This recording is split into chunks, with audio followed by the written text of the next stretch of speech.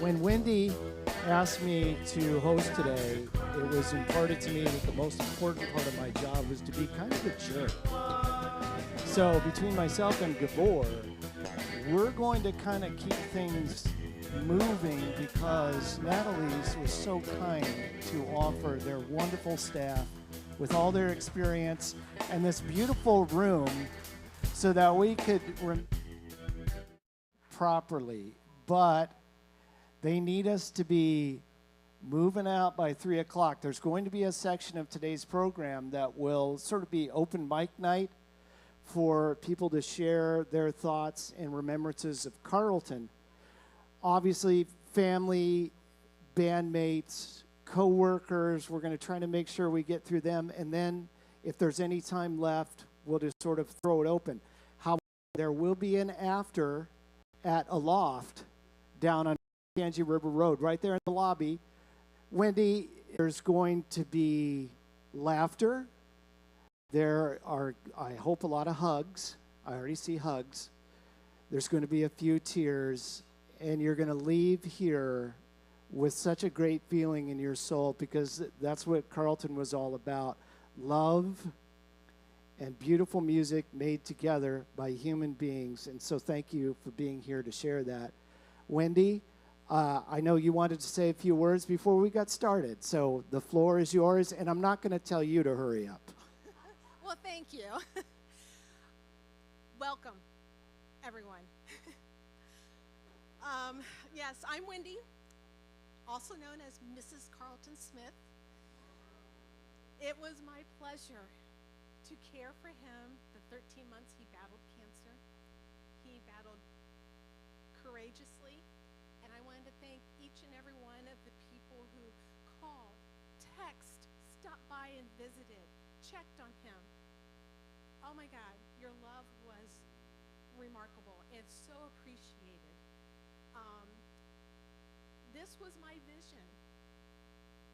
This was what I wanted for him. My love for him was great, and his dad asked me early on, are you ready for this? Not knowing what I was getting myself into, but here we are. And, I asked Carlton, I'm like, we're talking about growing old together. And he's like, when we do get old, we'll look back and say, it was a hell of a ride. And it was. But I just wanted to thank you all for coming out and loving Carlton. Carlton loved each and every one of you. Each and every one of you. He would be so honored. I mean, heck, we've got his face on our chest. So thank you. Enjoy the show. All the music that you hear, except for Columbus Soul Salvage, but all the music that you're hearing, the background music, is creations. Yeah. Yeah, he was a hell of a drummer and musician. So enjoy the music, enjoy everything, enjoy each other. Thank you. Thank you, Wendy. God bless you. One more note, real quick.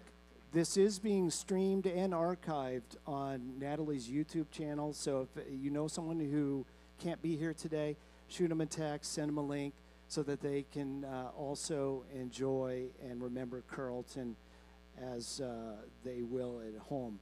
I wanted to introduce now Carlton's cousin, Lawrence Willis, who will lead us in prayer. Lawrence? Thank you very much. Thank you very much. Wendy, God bless you, and thank you for opening your heart to all of us, to Rudy and Joyce, to Carlene, and to Ashley. Thank you for lending your brother to us, your son to us, to Connie and Donnie. Family is most important. And if you don't mind, Wendy, I'd just like to take a point of personal privilege.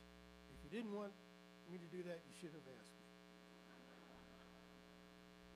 Isn't that right, Rudy? Amen. But anyway, I do want to say thank you. But as you look around, what do you see? You see family. You see friends. You see loved ones. But what you don't see are those individuals who prayed for this day. Not a day of sadness, but they just prayed for life and the happiness and the joy of everyone being able to become who they were destined to be. But always remember that we're here because of someone else. The faithfulness of other people. Those you may not know, you may not remember, but their names are in the book of life. So I just want us to just be not only thankful for Carlton, but thankful for the generations that preceded him so that we could be here together. Amen? Does that make sense? You know, to me it makes a lot of sense because we're standing on the shoulders of a lot of other individuals. And so I want to thank you personally and to my family, thank you for allowing me to take the time to just call attention to something that's most important. Turn around to your neighbor and just look at your neighbor in the face. Just look at them. And then take a moment and just say, I love you.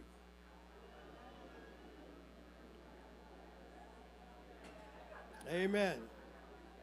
Because that is basically what Carlton is saying through his music. And you remember his phrase, hey, bro. So just remember, thank you, Carlton, for bringing us together. Thank you, Carlton, for encouraging us to just be ourselves, our authentic selves, and to move forward in life. Amen? Let us pray. Heavenly Father, in Jesus' name, we thank you. We thank you for the heritage. We thank you for the family. We thank you for the friends. We thank you for the blessings of life. And we pray in Jesus' name that those who are gathered here on this day will be blessed and strengthened because of their fellowship with one another, but also because of the music that is being played that reminds us of how gracious and loving and caring you were toward Carlton. Lord, we know that there will come a time when we will leave this place.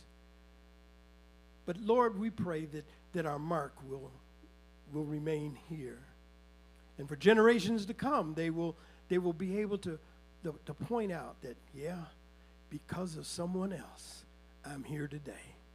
So, Lord, thank you for your blessings. Thank you for caring for us. Thank you for the music that we're about to hear. And let us, Lord, always be grateful, be grateful, be grateful to you. In Jesus' name I pray, amen. Thank you, Lawrence. I'd like to bring up now for the reading of the obituary, Carlton's sister, Carlene Fisher, and his brother, Ashley Smith.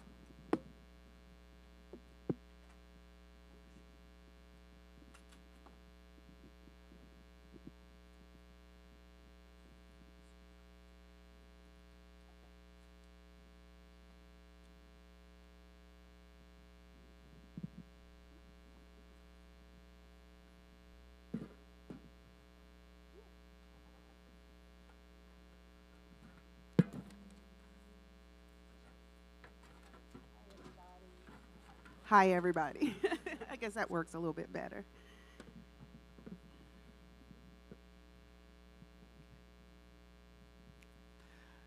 Good afternoon, everyone. First off, just want to make an acknowledgement, and then I'll let my sister start with the reading of the obituary. In the course of the obituary, there was a little bit of a typo on one of the sons named Jariah, and we just wanted to acknowledge that and pay homage to that. So, Jariah, we do apologize for that mistake. We love you, though. All right. Carlton McKee Bowen Smith, 62, of Columbus, Ohio, passed away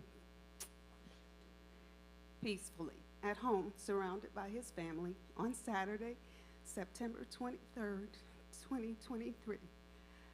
after a courageous 13-month battle with glioblastoma. He was born in Columbus, Ohio on August 3rd, 1961, to Rudolph Rudy Smith and Joyce Bowen Smith, who survived in Columbus, Ohio. He is also survived by his wife, Wendy of Columbus, Ohio, his children, Ebony and Monroe Hearn of Boston, Massachusetts, Erica Smith of Woodbridge, New Jersey, Jairi with Lexi Smith of Columbus, Ohio, Jariah Smith of Columbus, Ohio, Alexandria, better known as Allie Porteous of Indianapolis, Indiana, and stepson Jackson Roy of Columbus, Ohio. He's also survived by his grandchildren, Jashir Rickard Smith, Zaire and Ashton Hearn, Daniel, Elijah, and Isaiah Porteous, and Leah Smith, and sister Carlene Fisher, brother Ashley Smith, and nieces and nephews. His family meant so much to him, and he loved each of them and all of you all dearly. Carlton was a natural and gifted performer, having learned to play the drums at the young age of 6, which developed into quite the musical career. He also loved acting at a young age, having performed in the local children's theater back in Louisville, Kentucky. He was in the 1975 movie Happiness Is, casted as one of the main characters named John Wesley. He had a deep passion for music, which allowed him to express himself magnificently from behind the drum kit, whether it be music he just played or created. He used his gift to travel the world, creating many, many friends and fans along the way. He brought so much joy and excitement to those who got to hear him play. His musical resume was quite extensive, having had played in many of the local bands of various musical genres. He played with Irie, 24/7 Spies, Tater, am I saying that right? Stonebird, The Swimmers, Hal and Maggie, Twilight Singers, The Crawfords, Bridge Construction, Gathering Stars, Columbus Soul, and Salvage, and most widely known for the Royal Crescent RC Mob. Outside of his career as a musician, he was a valued member of the Transportation Security Administration, better known as TSA, for over 7 years. Lastly, as a supervisory transportation security officer. He was awarded frequently for his professionalism and commitment to excellence on the job. Lastly, being awarded the TSA Model Officer during the last quarter on the job before his retirement. Carlton was loved by so many and never met a stranger. His bright, big, infectious smile made everyone feel like a friend or family. He was an excellent listener and always had coachable advice to share. He would not want any of us to be sad or cry, but instead cherish the moments of the relationship you had with him. He fought his battle with cancer valiantly and with courage. The love from all of those who knew and loved him was certainly felt and appreciated, as no one fights alone. The music got a little quieter with his passing, but know that the drums are still being played louder, harder, and with passion as he is smiling on all of those who loved him. Thank you.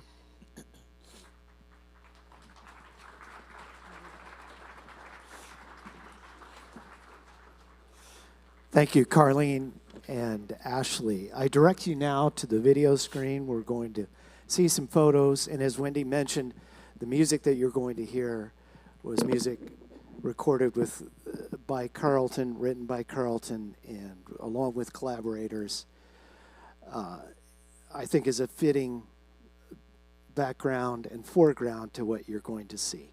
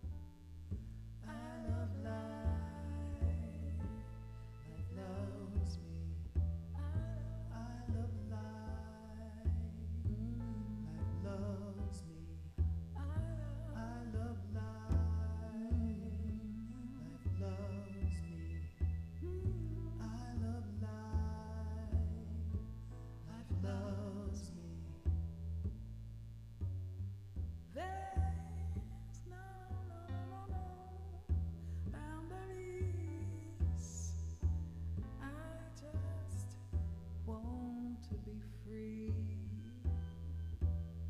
Said that there's no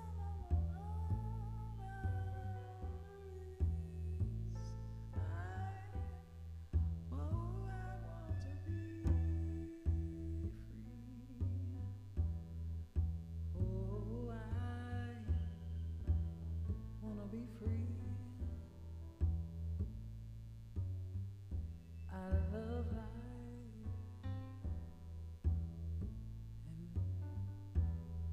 and life loves. I love life. It loves me. I do. I love life. Yeah. Life loves me. In the morning. I love life. Yeah. Life loves me. I love life. Life loves me. Yeah. I love life. Life loves me. Oh, I love life. May have to cry. Loves me. I even had to mourn. I love life. Sometimes life loves me. You make feel. I love life. Little life loves me.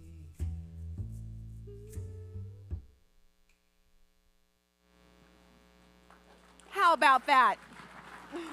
How about that music? Oh, that was tremendous. The music, perfect. And again, Carlton's compositions, his talents, it evidence there.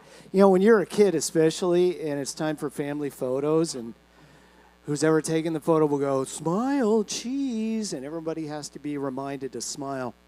That was a man who never had to be reminded to smile.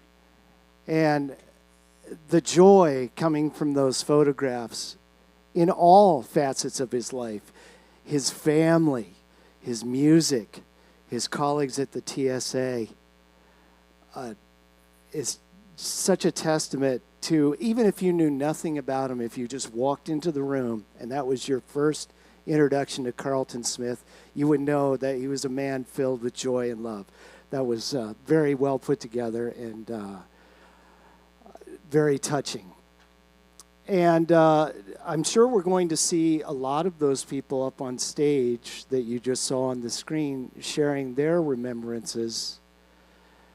And we'll get that started right now with our first speaker, who will be His parents. his parents.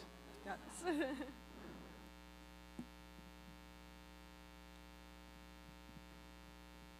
Well, I guess as it goes, I'm the first one at that point. I just want to take a moment or two. I got to share some things. That was wonderful and that was great. But, you know, back, Carlton was our firstborn, and we went back, and I remember he's about a year old or so, and we were just sort of living in this place, but he found the cupboard. And then what he would do is pull out the pans, the cans, and beat them with the spoons, and beat them with the forks, and beat them. And I said, oh, this noise is not going. And Carlene was coming along and, you know, wanted her to be able to sleep. But no, he had to beat them things and beat them things and beat them. And I said, okay, that's all right. So finally we did a drum pad, and he beat that, so that quieted down. And then we were in Atlanta, and I guess his grandfather, Rudy's father, he decided to get him, when he was about 5, a toy drum set. And then that's when all of this broke loose. And he went crazy on the drum. And I think back on those days, and I said, I guess with those pans, that was it. And he was doing his thing. So you all know what happened after he got that toy drum set. It just went to where he is today. But then there was another side of Carlton that sort of surprised us all. Rudy, as in our travel, we were in Atlanta, after leaving Columbus. We were in Atlanta. We made a short stop in Massachusetts, and then found ourselves down in Louisville, Kentucky, at the Peace Presbyterian Church, where he pastored. And while there, we did a celebration of Kwanzaa. And the Kwanzaa is that celebration that starts the day after Christmas and runs 7 days. And what we did at that time was to light a candle, and we did a principle, and we talked about all of that for a whole week. And about a year or so later, I was presented with a picture that Carlton had painted of these candles with each of them down. It was out of sight.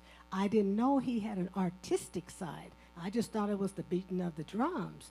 But he had this artistic, and then, of course, since we moved, it's packed in a box somewhere, and I don't have it to show today. But if I ever find it again, because it hung in our one house for a long time, and when you pack up, And so consequently, that was to me, those are probably the things that, a lot of folks don't know, but he had a little artistic, but he didn't pull it out, and I think some of the children maybe along the way will pick it up. But he was special, and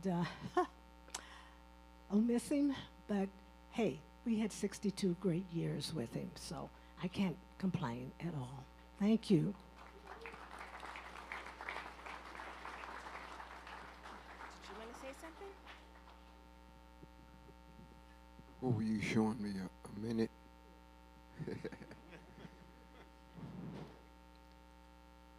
We all are blessed. And Carlton, man, do you know this is going to keep on going? It doesn't stop here. This is continuous. And thank God Carlton had the guts enough to say, I don't want to do this in church. The church is not capable of really identifying families. Family really ought to be identified and talked about.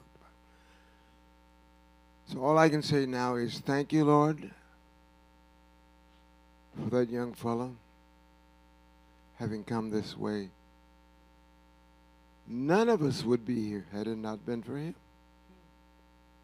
So God bless you all. God bless your presence. And let's keep on keeping on. Love you.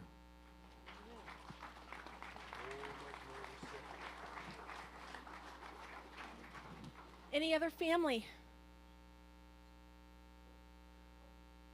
Ashley?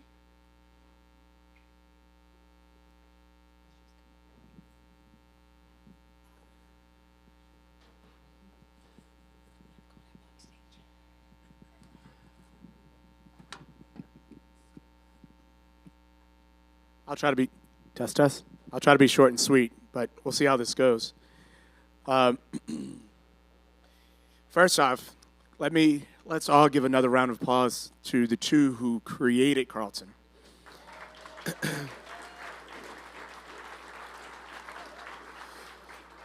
But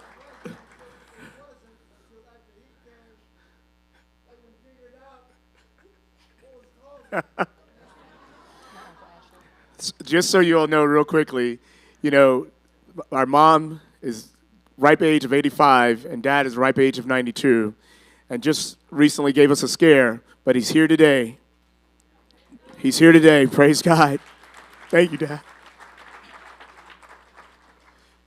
So back in August of 1961, there was a young man that was born to Rudy and Joyce, and they had no clue, like my father just said, was going to challenge them, love them, support them, make them sweat, cry, laugh, pause, fight, love, or any other word you can imagine. But that young man was Carlton, their firstborn of 3 children. And as a baby child, I would always hear the stories as a baby child of the family. I would always hear the stories of my big brother and sisters, life before me, 14 and 13 years later, respectively. So my question to you, what do we call Carlton? He's a father, husband, brother, son, uncle, grandson, nephew, cousin, grandfather, boyfriend, partner, musician, actor, self-proclaimed comedian, financial advisor, life coach, TSA agent, manager, and so much more. So what do you call him? So, Carlton, where do I begin? I came in the scene in 1975, the year of happiness is, which I could not understand who this John Wesley was on the TV screen. I just knew our parents were so proud of this guy that looked like my brother, but I was too young to realize a superstar in my presence, and that was my big bro. From the trips in the pop-up camper or the big yellow, Carlton, when present, was always the biggest personality in the room. Isn't that the truth? Oh, the family videos he made me do before and after I walked, that our grandpa taught him how to record others or simply record himself. See, in 1975 timeline, Carlton, with our parents' influence, decided to not stay in Louisville to deal with the busing issues that were taking place in Kentucky. My big brother began a new journey to Boggs Academy in Georgia. I just remember as a youngin', my big bro was gone before I was even one, and honestly never came back to live at home except during school breaks, but was my highlight in my life to have this guy they called my brother to come by for a visit from time to time. The love I have for my big bro, he took my sister away then the next year, because we all loved him, to Boggs, leaving me at home to fend for myself with our great parents, whom at that young age, I always wanted my bro and sis around, but you know I had no clue truly the groundwork they had laid out for me as they did all the terrible things kids could do. So by my time, mom and dad, you know, they knew the rules. And Carlton would always say they were easy on me, but big bro, they weren't. They were more strict as I was the only one around and got my fair share of spankings by the brush, the belt, or the switch. Dad was always eager to make sure I stayed in line and could not repeat anything my big bro did. If you know Carlton, he would always push the limits. Well, I heard that as a kid and tried to stay in my lane, but you know us Smith kids never could do that well. So I did my fair share and maybe got away with a couple of things, but bro, I never got away with it all, as you and Carlene would pick with me always about. That led to the love and hate relationships that you have between your siblings. Then at or closer to 5, we won't talk about the actual age, my brother did this big thing and started a new name for me called Uncle Ashley. I was so excited to have a baby niece. No one could tell me a thing. I was Uncle Ashley. I owed that all to him, and I finally had a little sister, or at least that's what I thought. I was so proud of him creating this experience for me and Ebony, joining the family. I was also always excited when Mom and Dad would say, we are going to see Carlton, or he was coming over, so I could see the little baby Ebony. And then a year later came another niece, baby Erica. I remember when they were little stating, and I asked them to always call me Uncle Ashley. Now they do not need to do that. I was and still am a proud uncle, but so grateful for my big bro creating the new family members. From the acting to the music, Carlton was always doing something bigger and better, and I was the proud little brother. But more importantly, it was not what he did, it was who he was. And the love he shared, or the fact he made everyone feel comfortable like no one was ever a stranger. I remember when he popped in on summer breaks, he would work at Taco Bell sometimes, and even there he would always steal the attention of the guests or coworkers. But hey, that was my big bro, so I had to be like him, or at least that's what I thought for so long. And well, to be honest, you could not expect anything less if you knew our parents. The random encounters with people all felt welcomed or knew where they stood with our parents, who taught all three of us to push outside of the boundaries. Carlton did the best, and Carlene and I are still learning from our bro, especially in that regard. Carlton, I'm sure, has that big smile right now looking down, seeing all of you amazing folks here to celebrate him. So I have a lot more that I want to say, but I am going to pause here and say to Wendy, thank you for the 13 months of doing great things and taking care of our brother, our father, our grandfather. And Jackson, I know that you were always there with him, with her and him. Mom and Dad, I know you were always there keeping him alive and going strong and being the strong heartbeat behind all of us. My sister, we were close, but now we're even closer. Because you know what Carlton did? He brought us all together. My nieces and nephews, Ebony, Erica, Jerry, Shannon, Jariah, Ali, Sean, and recently added Jackson, and great nieces and nephews who are all here. Thank you all for coming together as one during this time and for a lifetime ahead. It will never be the same, but we can remember the fun we shared and create more memories in honor of him. To my family and friends who are here today from across the country and globe, thank you for your time spent with my bro and our family, and the overall support you have given our family during this difficult time. Carlton, we are here today to celebrate your life, joy, and talent you shared with us, and now sharing with Grandma, Grandpa, Janice, Aunt Minnie, and many, many more. We know your spirit lives on in all of us, and your music will never die. I love and miss you, bro, so much. I will continue to build upon what you started. We are family. We can only do this with you all and with his spirit in all of us. You will never be forgotten, my brother Carlton. Love you.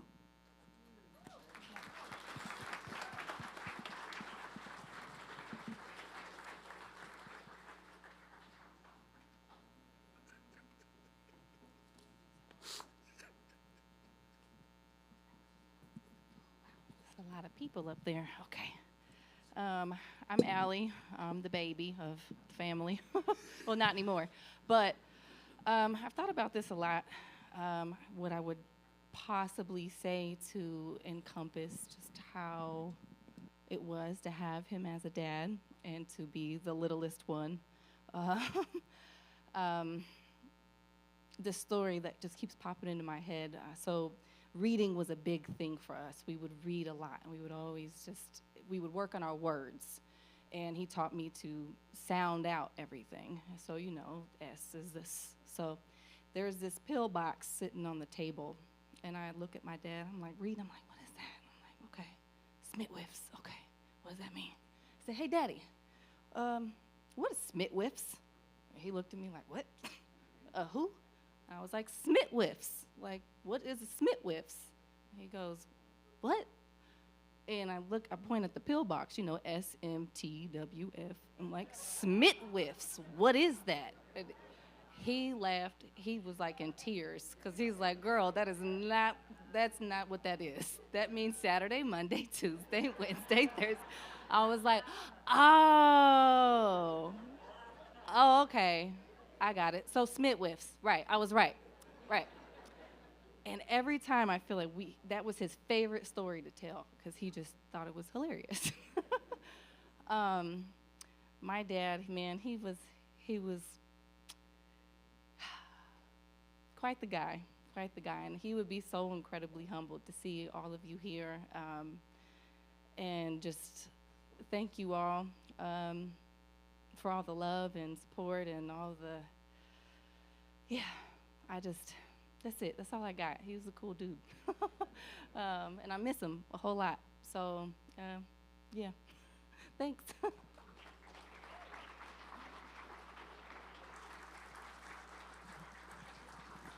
Still plenty of time for more remembrances. If you want to line up over here, Gabor will hand you a microphone, and we'll just keep going.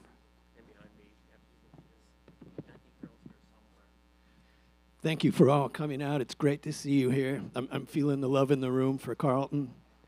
And it was great to hear his music. I've never heard a lot of that. I've never heard any of that, so that was a real treat. He's still full of surprises. My name is Brian Empsch. I was the guitar player in the Royal Crescent Mob. Carlton, me, David, Happy, and Monty, our sound man, were in the band together from 1986 to 1994. We stayed in touch afterwards, off and on. When I went to Carlton's house last year to visit and rehearse, I couldn't help noticing all the Royal Crescent Mob memorabilia he had in his music room. There were decorated drum heads, albums, and tour posters, things I had forgotten about but was happy to see again. His music room was like being in a Royal Crescent Mob museum. The band had been together for a year or so before Carlton joined. Our first drummer quit to go into banking. Smart move. Afterwards, we experimented with a handful of different drummers, but with no luck. When Carlton got together with us for the first time to jam, things clicked immediately and our band quickly took off. I like to think Carlton was the spark that made the smoldering fire burst into flame. Our adventure kicked into gear. All the gigs, recordings, record contracts, and thousands of hours together in a van, traveling the United States and Europe. Together, we saw the Milky Way from the desert in Texas, the wild green sea from the top of a ferry off the coast of England, and the magically shifting northern lights as we crossed the Canadian Rockies. Carlton had a big appetite for all sorts of things. He loved life. He loved drums and playing music. He loved his family, his mom and dad, his wife Wendy, his sister Carlene, and brother Ashley. He talked about his kids and grandkids with me. He loved eating. Carlton could eat more than anyone I've ever known. I guess you know. When we were traveling in the band and we were out to eat, he usually would ask to finish my leftovers. Then he would ask Happy, David, and Monty for theirs. Where he put it, I don't know. It seemed like he ate more than all of us combined, and he was the skinniest guy in the group. I guess he burned it off playing the drums with all of his massive energy. He was the guy that could easily talk with everyone. Fans and celebrities, musicians, coworkers, my brothers, my son, the pizza delivery guy. One night after playing the 930 Club in Washington, D.C., I found out he was out clubbing with Woody Harrelson, the actor from the TV show Cheers. They were having tea, I'm sure. Another time when we were working on a record at a studio in upstate New York, I heard he was over at the Bearsville Studios in Woodstock hanging out with the band REM while they were working on their record Out of Time. In 1994, the band split up, and a few years later, I moved out of Columbus and wound up in Cincinnati. Carlton and I would talk on the phone a few times a year and catch up. He liked to talk, and I liked talking with him. I felt better after a chat with Carlton. Towards the end of 2021 and the first half of 2022, I went through one of the hardest times in my life. I watched my wife, Sally, die from pancreatic cancer. Carlton was there for us. He called often to see how we were doing. He would drive down from Columbus sometimes on his own and sometimes with Wendy. On one of those visits, we had lunch from a Mexican place up the street from my house. It was a fun and welcome diversion. He finished my leftover enchiladas. Even after Carlton was diagnosed with cancer, he would call to check on me. Of course, I was checking in on him too, but I was moved that he was still interested in my situation in light of all he was going through. Carlton brought the band back together after nearly 30 years. Shortly after he found out he had cancer, he lobbied everyone in the band to have a reunion. We played 2 joy-filled shows last December to enthusiastic fans, friends, and family, and had a blast revisiting what we had created. I thank you, Carlton, for bringing us together again. During the reunion shows, he would take a drum solo, and the rest of the band would kneel down around his drum kit and bow to his greatness. It was a carryover from earlier days in the band. His drum solos were epic and a fan favorite. I told Carlton that during the last show when we were finishing bowing, I almost fell over getting up from my kneeling position because, let's face it, I'm getting older. He thought that was hilarious. We both had a good laugh. I'll miss talking and laughing with him, playing music, and letting him have my leftovers. I have a fond memory of being in his music room practicing for the reunion shows. He was playing a stripped-down drum set, just a kick drum, a snare, and cymbal. I was amazed at how he was getting so many fantastic sounds with such a simple setup. It was like watching a magician and wondering, how did he do that? I was in awe. Thank you, Carlton, for the magic you shared with us, your love and compassion, your positivity, and your big appetite. I love and miss you, my friend.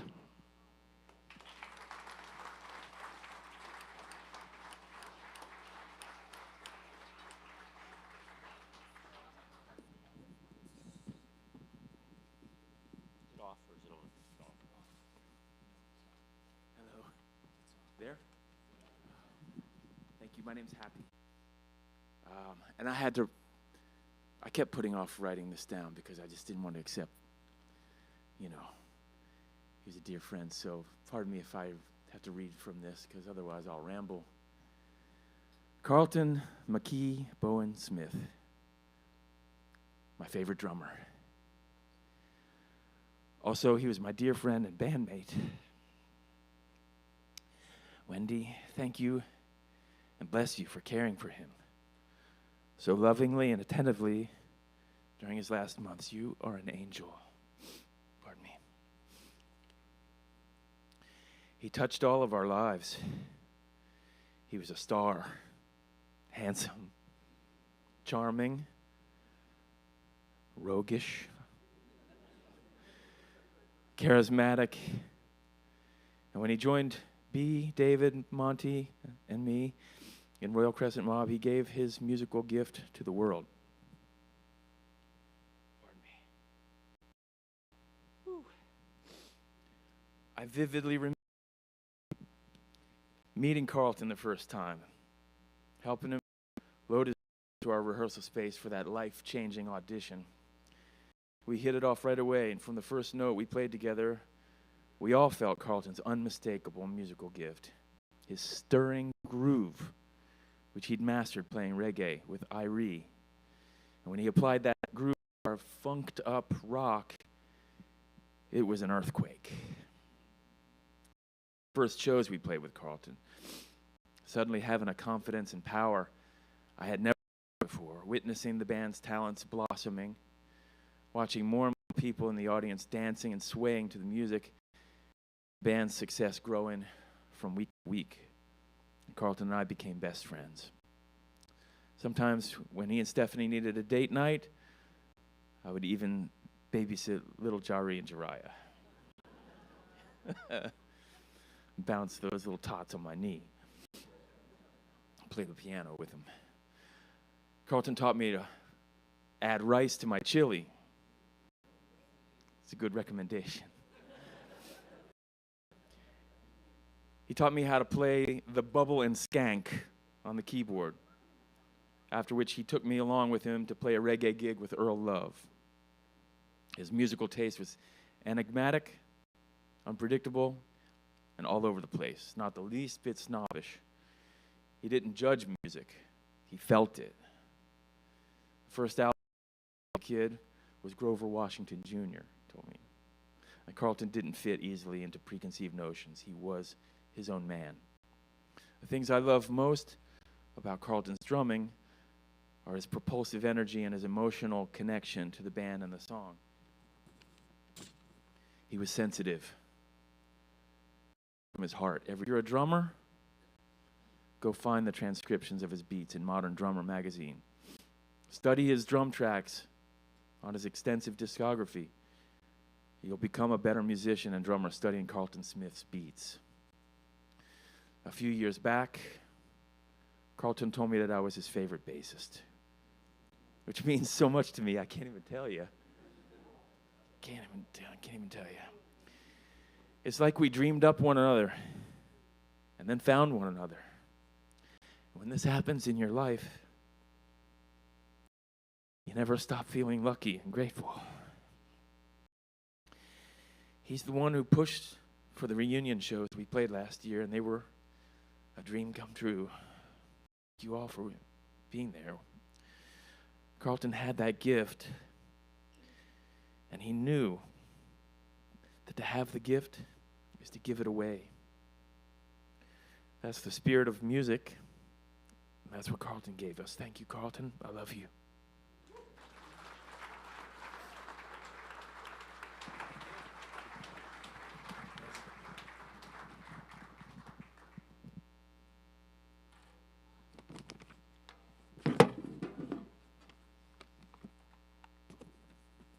Hello. I'm David Ellison, was the lead singer of the RC Mob, and before I start, I just want to say, Carlton, you're the only person to get my ass up on stage without a cover charge.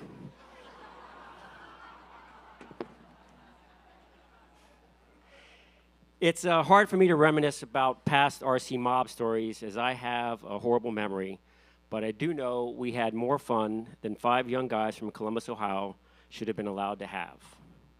Just before Carlton passed, all 3 of us, and Mark Gams, who was the mob's attorney, and let me clarify, not to impeach his good name, not a mob attorney, went to see Carlton. He was asleep but happy, and Mr. B started telling stories I had all but forgotten that came roaring back to my memory, and man, they were hilarious. And we all knew Carlton could hear us and was laughing right along with us.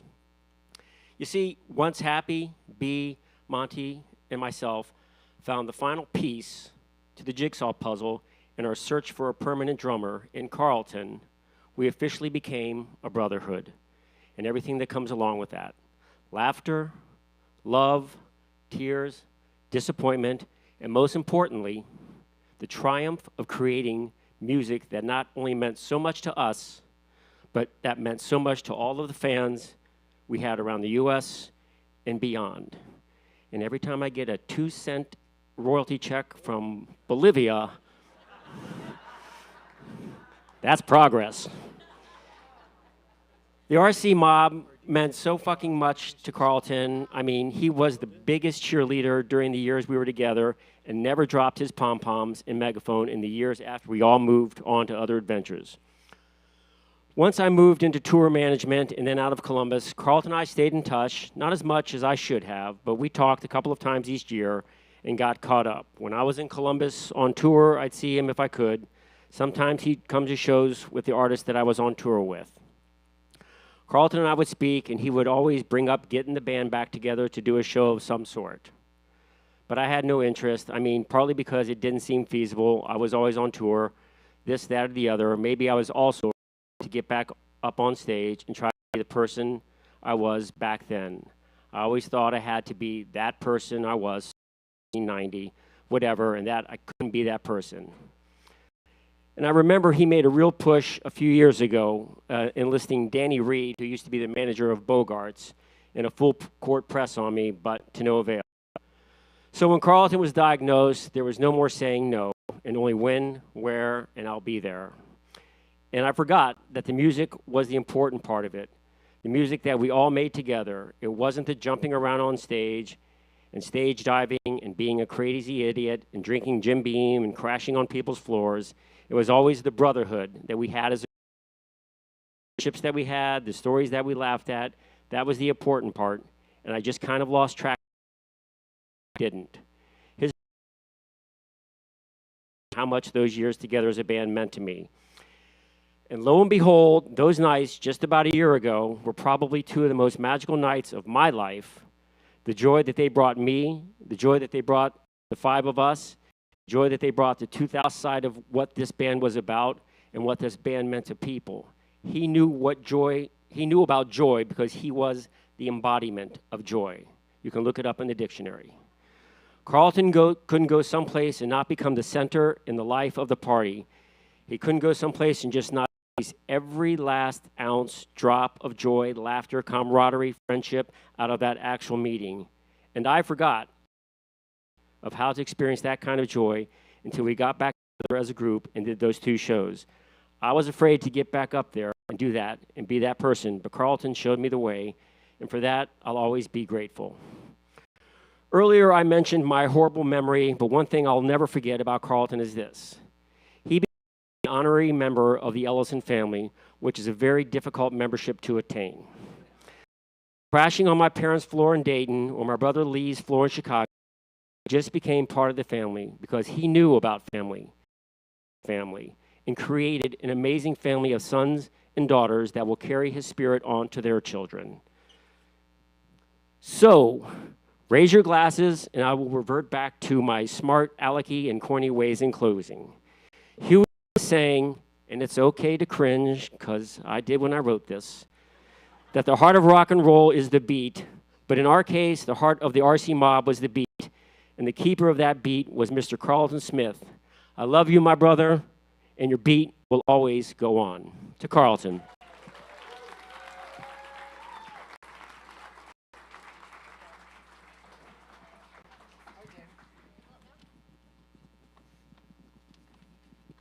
Oh. My name is Daniel. I am 12 years old, and I was the grandchild of Carlton or my grandfather. I couldn't. Please, no laugh. We try. Oh yeah, I had a name. I used to call him Pawpaw because I couldn't generate G and R the correct way. When I found out that he was diagnosed with cancer, I didn't really know how to react. Not that I ever did anything like that, but I can't exactly remember a lot of things I did with him. I mean, he's the main reason why I wanted to play piano, and I heck knows where my piano is right now. My brother, I see right there, the Monster Energy hoodie. He's too scared to come up because he has a big forehead. Okay, and I'm actually gonna. What I'm trying to. I'm actually gonna. I remember when I first saw RC Mob, I did not know what it meant. I did not know what it meant at all. I genuinely was so confused. It took me multiple days to figure out what it meant before I even saw any of his shows at all. I don't have much to say because I forgot most of the things that happened.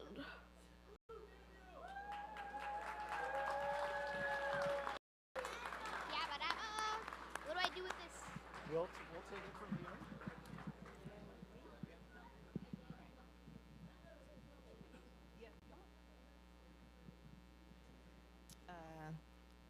Hello. Good afternoon. I am Ebony. I am joined by my daughter, Zara, and I am the eldest, and I was told that I needed to get up here and speak too. Guess that's how it goes down. Yes, no problem. I was kind of reminded of a couple of things. One, you all know you cannot choose your parents. You cannot choose the method by which you arrive at this place, but I am especially grateful for the two people that came together, fire and passion for my sister and I to be here, and the connections that we now have with everyone in this room and in this space. I think about the lessons that I learned through the life that he lived, and it is the adventure, it is the stepping out of comfort zones, hearing the stories of how he might take up space kind of reminds me of someone else I know, myself. And this child right here. You too. And you take up space in the bed, absolutely.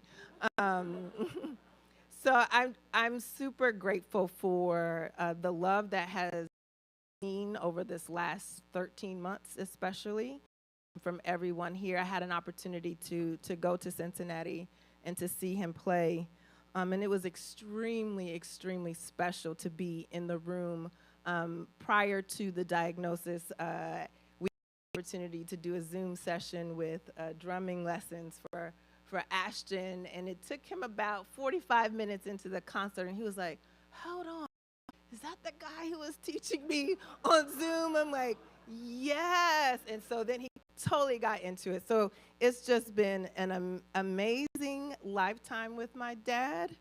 And again, this last 13 months, I learned a lot about patience, about love, about overcoming, about having angels that take care of you, just so much. And I think I've, like others, have shared of still working through my grief, honestly, and acceptance of what has been such a challenge to do that, because I really wanted more time. I'm gonna be honest, that's what I've been telling everybody. I wanted more time because we had such a special relationship, and it had ups and downs, as all situations do, but we were really getting to a place where I felt in a tremendous amount of support that I could go to about some things, and I would his life.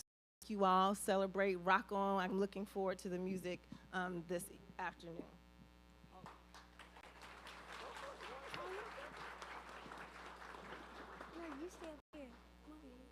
Just to be clear, she made me come up here because she's a scaredy cat. Yes, I am. Hi, everybody. I am not a public speaker, and I hate this, so this is a testament to my love for Carlton.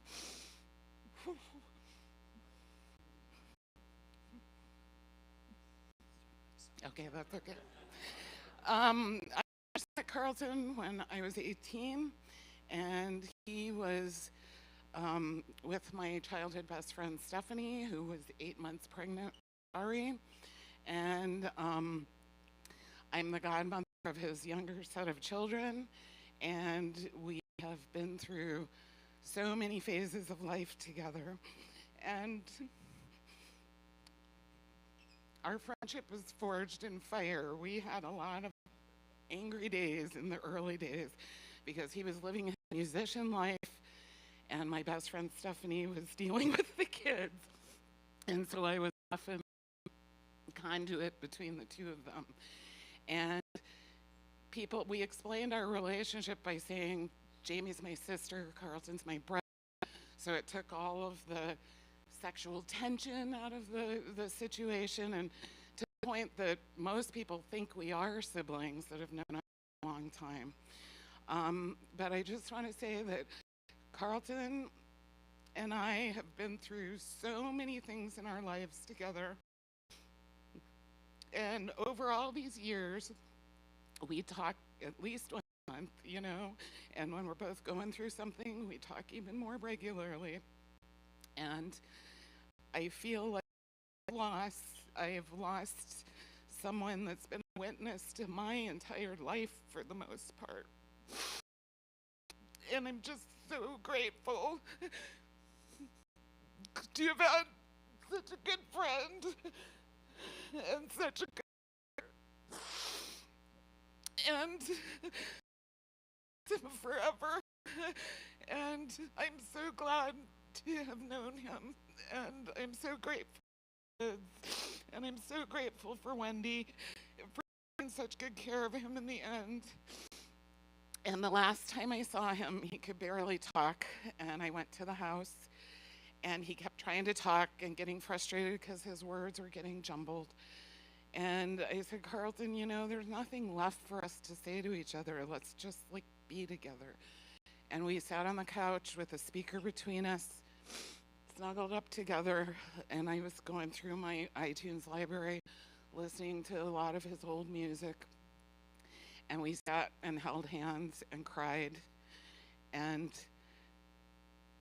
there is nothing left for us to say to each other except that we will always be a part of each other's lives, always a testament to what we've been through together, lives and deaths and ups and downs and births and deaths and kids and marriages and fights and making up, and you know, but he truly was one of my very dearest people, and I didn't really have anything prepared. I'm not as everyone else, but I just felt like I had to say something. So thank you all for me being here, and thank you all for loving him, and I'll love you forever, Carlton.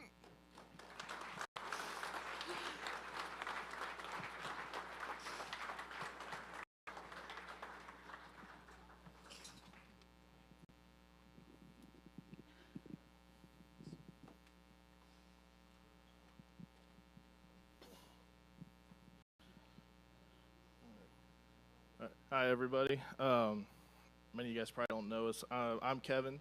I'm Tim. We were colleagues with Carlton at TSA. Where do we even start? I really don't know. Yeah, so, I mean, I was fortunate with Carlton the last few years. I started TSA a long time ago, but then left the state and came back. And when I came back is when Carlton had started and got promoted to lead and then made supervisor.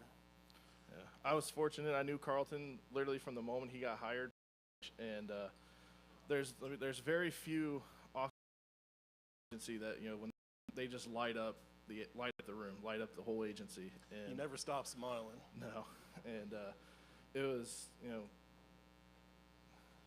I lost where I was going. That's all right. It happens to be too sometimes. Yeah. Yeah, you can't help but be around Carlton and not feel welcomed or at peace. He made anybody that he was around feel like they were not an outsider, but part of the in crowd, or made them feel at home, like you were family. And that was one thing that Carlton did very well. He made everybody feel like family. Didn't matter how high the person was or how low the person was in the organization or in life. And I'm really going to miss that guy. I don't know if he was like this outside of work, but man, at work, he was nonstop. He ran around like a chicken with his head cut off. He could not keep still. It didn't matter if he had 3 things to do or 30 things to do. They would get done in the same amount of time because Carlton was running around all over the place. Let me tell you, as the person who was tasked with training, that was a nightmare. Carlton was it was a privilege to be able to work with Carlton and get to know him over the years. Over the last 7 years, I became very close with him and Wendy, and I've had meeting his parents several times, and he was a phenomenal guy. And Carlton and I were both on AM shift, and we shared an office, and on our desks were right next to each other. So we were facing each other in time, and we had some great conversations, some tough conversations, some political conversations, some family conversations, hard conversations. You can't ask for a better guy, and we are dearly going to miss that guy. I think of what it was. It could have been mine. It could have been Carlton's, but somebody didn't put a bag in the shredder, and we had a huge shredder. So when one of us went to open it up, and it just compiled out, I couldn't help myself. I hit the floor laughing. But Carlton, he won me. He's like, well, it wasn't me. I think we're still pointing the finger at each other on that one. I don't have much else to say. I mean, we don't want to take, but we do want to say that he was one of the best guys that I think either one of us have ever known. And thank you to his parents, his family, for sharing him with us. Thank you. Thank you.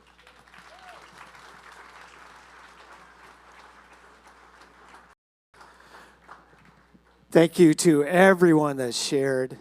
And again, if you want to give your thoughts at the after, a loft on Olentangy River Road, fairly new hotel down there, right there in the lobby. I did not grow up here. I grew up in the Pacific Northwest, and when I first moved here to work at the radio station, Andy Mann was one of the first people that I met, and I know a lot of people in this room remember fondly the late, great Andy Mann. And the only memory I have of Royal Crescent Mob prior to being here was seeing one of their videos on 120 Minutes on MTV. And life is funny, and you move here, and one of the first things Andy Mann talked to me about was, brother, you should have been here for the mob. There's a video of the mob live. I want to say it was at Bogart's in Cincinnati, and the camera pans, and Andy is and the joy on his face matches how I think of Carlton as well. And we talked about that earlier, that big smile. Andy had that same joy and love, and it just emanated from him. And he loved the music of the mob so much. And he was like an evangelist for this band that meant much to him. And I got it real fast.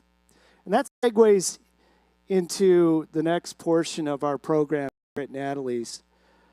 Jari and Jariah, as Keith Moon said, I think at Live at Leeds, assemble the musicians. Assemble the musicians, gentlemen, as we get ready for a once-in-a-lifetime jam session. Enjoy.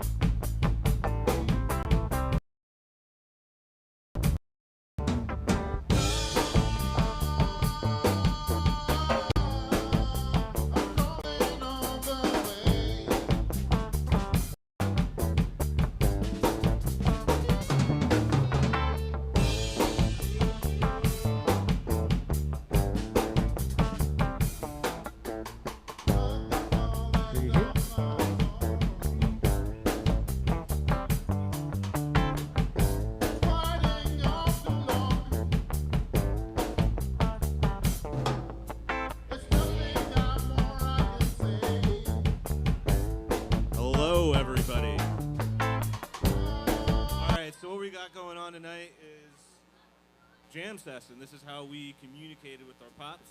This is what we did. I know you heard from a few of these gentlemen already, so you already know who they are. They're going to start us out, and then we're going to get some jams going on. So give it up. That's all you got. Well, before we start, one thing. The song we're about to play was recorded twice. The second time was when we finally got Carlton in the band. The song became what it became.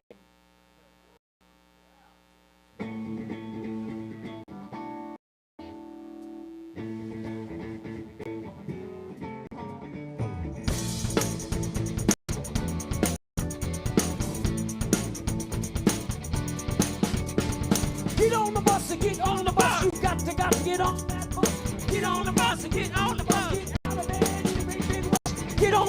takes you there. You pay your fare, there ain't nowhere. Go to the back, you grab a seat. 8 hours later, you got to repeat your get on the bus, yeah. Get on the bus and get on the bus. Well, every day, I go my way, trying to see this stuff, trying to see this all around. Tired of getting on the bus on time.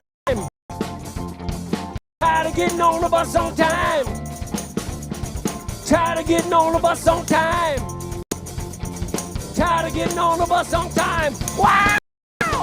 Get on the bus and get on the bus. Get on the bus and get on the bus.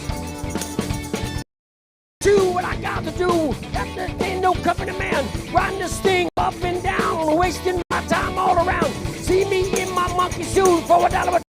Want me too tired to say, hey, hey. Tired of riding this bus all day. Tired of getting on the bus on time. Tired of getting on the bus on time. Tired of getting on the bus on time. Getting on the bus on time. Woo! Get on the bus and get on the bus. Get on the bus and get on the bus. Well, this is what I got to do. I got to get off the bus, and how about you? I ain't run this thing all my life. I'd rather be sitting on a butcher knife. Don't you see what I got to do? I got to get off the bus and follow the right through. I got to get off the bus. I got to get off the bus. I ain't riding this thing all my life. I'd rather be sitting on a butcher knife. Oh, yeah. Whoa!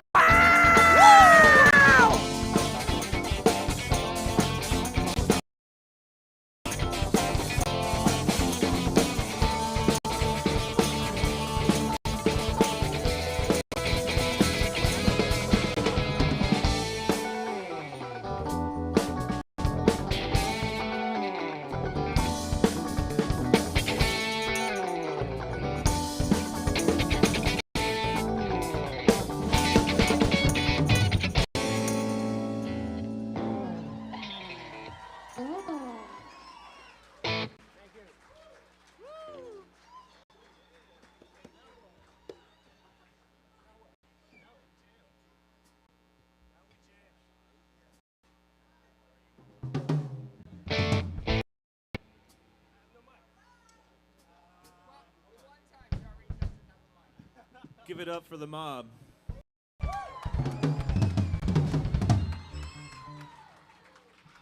Hey, what's up? How you doing? Yeah, I'm Jerry. You probably know, maybe don't. Hey, some jamming now. We're gonna make some stuff up. We always did, like Dry said with Dad. We would just jam, man. Make the music flow. So we don't know what's gonna happen. We're as excited as you are. I would like to say it's great to play with Jari and Jariah, and I'm sure Carlton would love that. I especially get a kick out of playing with Jari because I turn around and I think, wow, that reminds me of his dad so much. He's like having so much fun. Hey, thanks for coming out. Thanks for being here.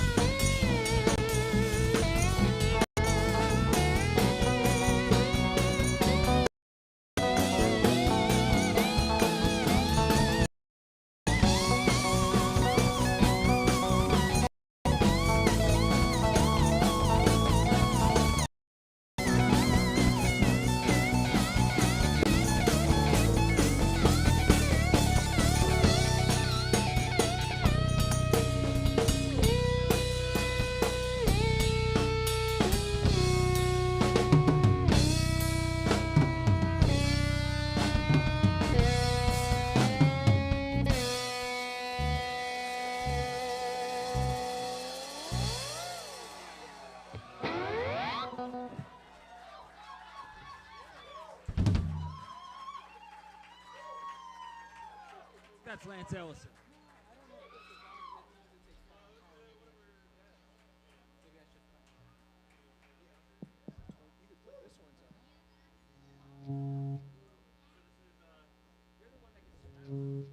So we are just making this up. So, wish us luck. We You have wish some- yourself luck. We have some of his songs we were working on before he passed.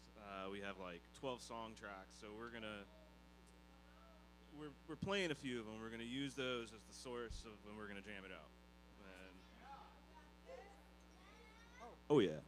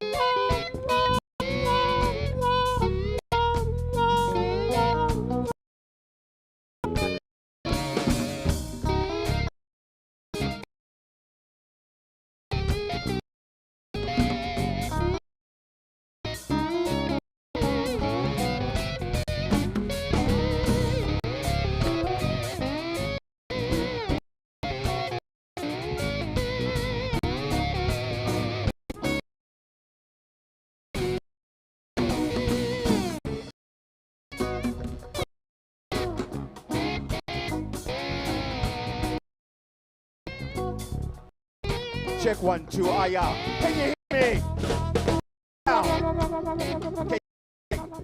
Low down, go. 55 pounds of the Irish potato, 65 pounds of the sweet cassava, 35 pounds of the nice coconut. We don't have no sesame on. I said we have no sesame on. Jamaica, Lord. Jamaica, Jamaica, Jamaica, Jamaica. Two prophets like Daniel, Abraham, Israel, Lord, a black man, Japheth to erase. They got their part. He said, never mentioned his book. Jamaica, Jamaica, Jamaica, Jamaica, Lord, Jamaica, Jamaica, Jamaica, Jamaica, blood and fire.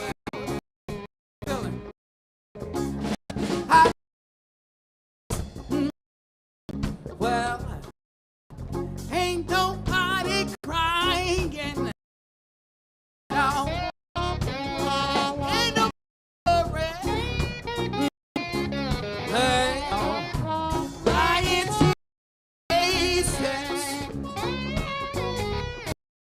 I know you know it. Help me out. I'll take you there. Help me. Come on. I can't hear y'all. Come on, say it. Help me out. I'll take you there. Take you there. Let me take you there. Let me take you there. Let me take you there. Let me take. I know this is a celebration of life. There's no more crying. Hey, no more doctors. No more pills that you gotta take every day. No more pain. Let me take you there.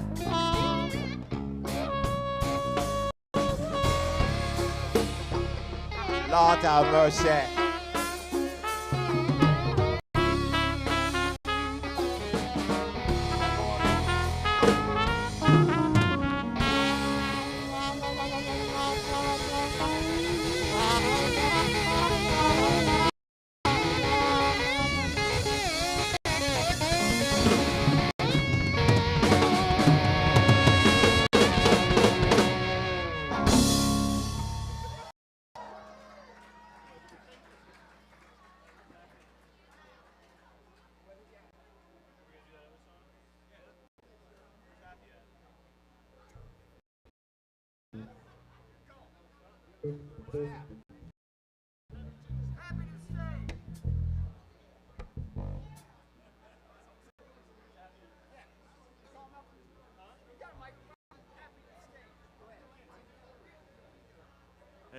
Hey, where'd you go?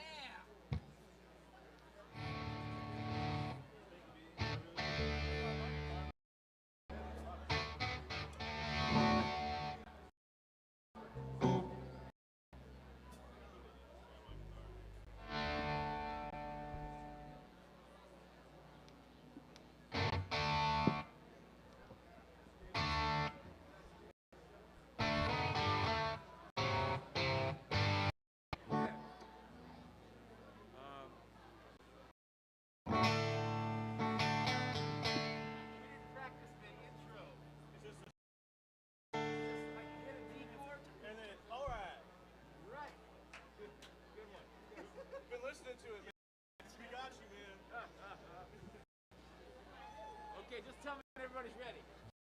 We'll hit that D chord, then you flop.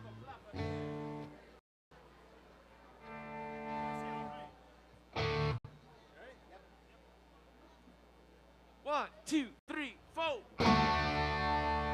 All right.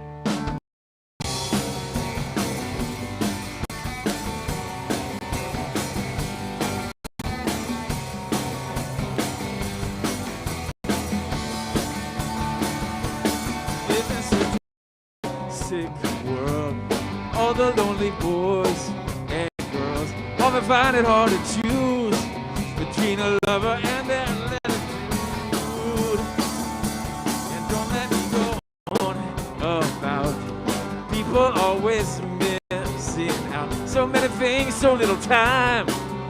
So on, etc. I cry, and I know anything possible if we believe it so, and aren't too proud to sing love all around.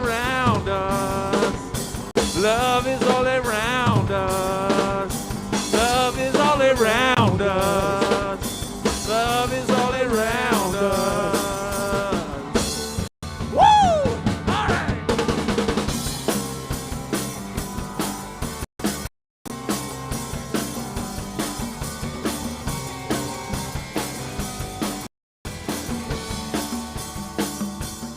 People hang their heads and cry.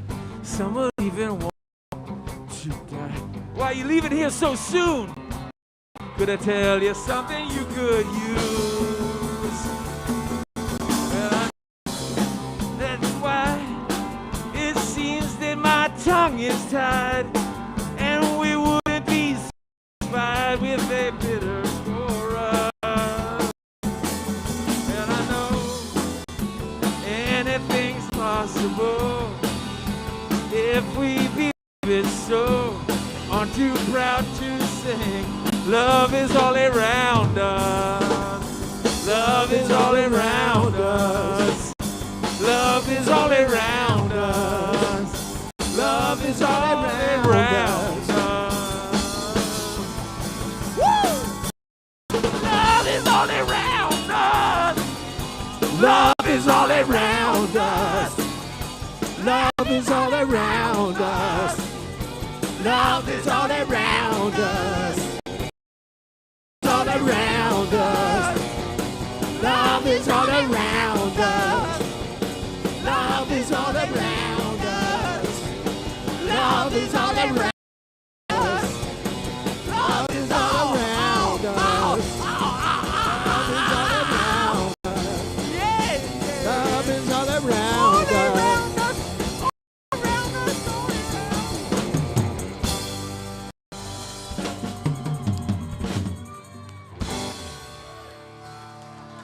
Love is all around us. I hope you're feeling it. That was tremendous. Introduce the musicians. Here we go. We got Happy Chichester over here. Full song. Love is all around us. Thank you, Jariah. We got Lance Ellison on the guitar. He gave me one of my first guitars. He gave it to my dad to give to me. This is Brian. It's Emmerich, right? He taught me how, he was my guitar teacher when I was 8 years old. And then we know Jari back over here. And behind percussion, we have Joey Gurin. He is a good friend of Jari and ours. And thank you, Joey, for coming out. Thank you, Happy. Thank you, Lance. Thank you, Brian. We really appreciate it. Sorry, B. Thank you all. Give it up. I'm so sorry. Tremendous. Tremendous. All right. We're not done with the live music. Another one of Carlton's combos, Columbus Soul and Salvage, will be joining us on stage now.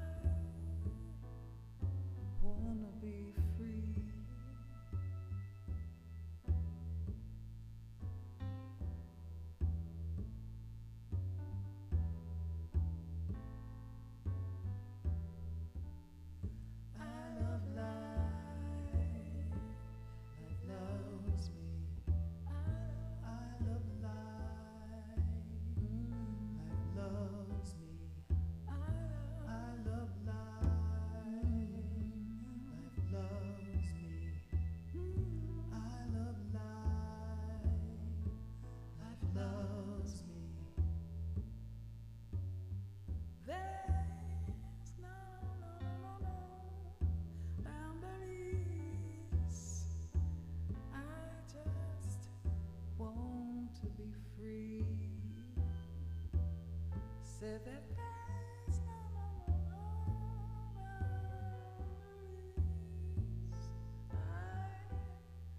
I want to be free. Oh, I wanna be free. I love life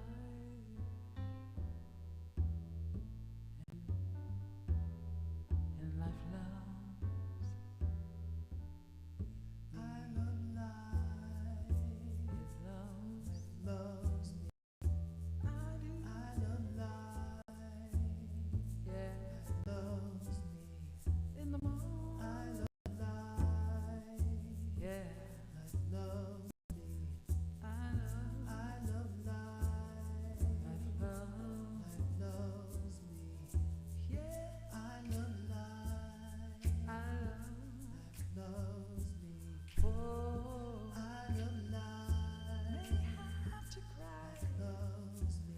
I even had to mourn. I love life. Sometimes life loves me. You make feel. I love life. Little life loves me.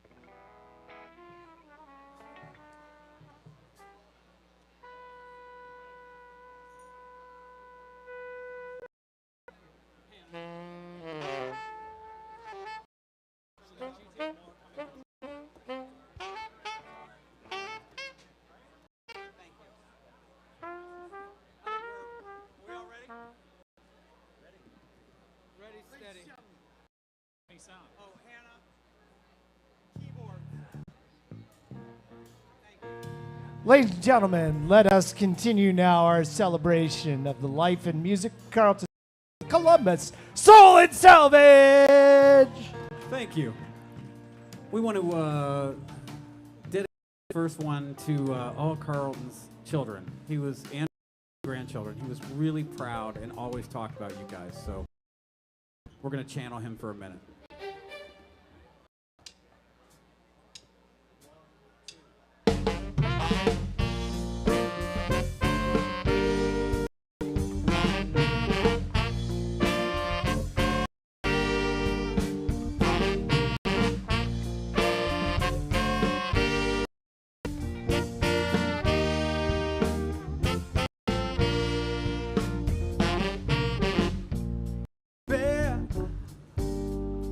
It's been a long day, baby. Things ain't been going my way. You know I need you here to be by all the time, baby. The way you move me is crazy. It's like you see right through me and make it easier. Believe me, don't even have to try. Oh, because you are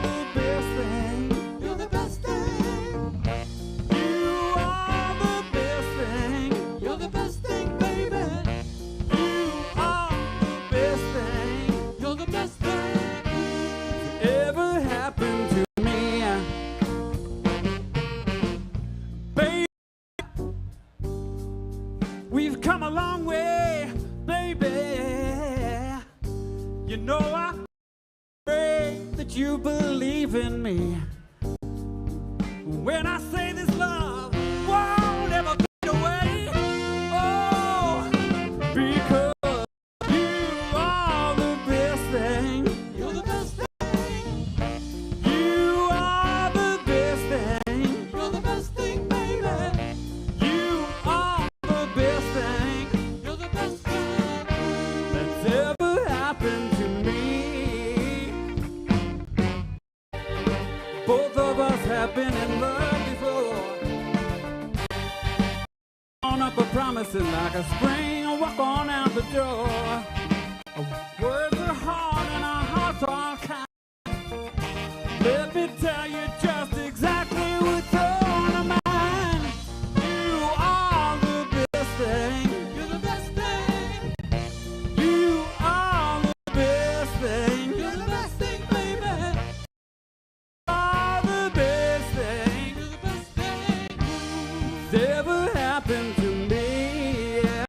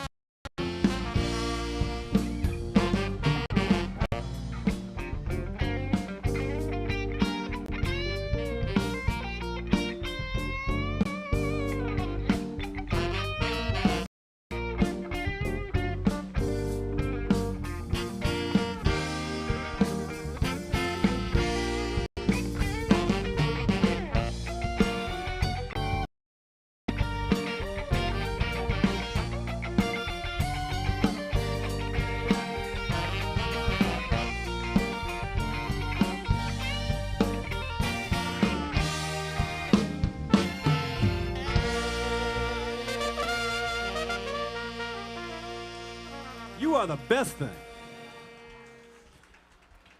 Thank you so much. We'd like to dedicate the next song to Wendy. This is entitled, You're the Kind of Girl. I got a tune. Tuning. Carlton would have given me a frowny face if I didn't tune. Right now, Carlton would be throwing sticks in your back.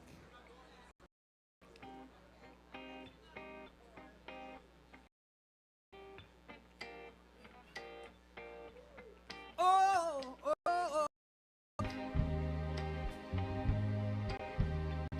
Yeah. Oh, oh.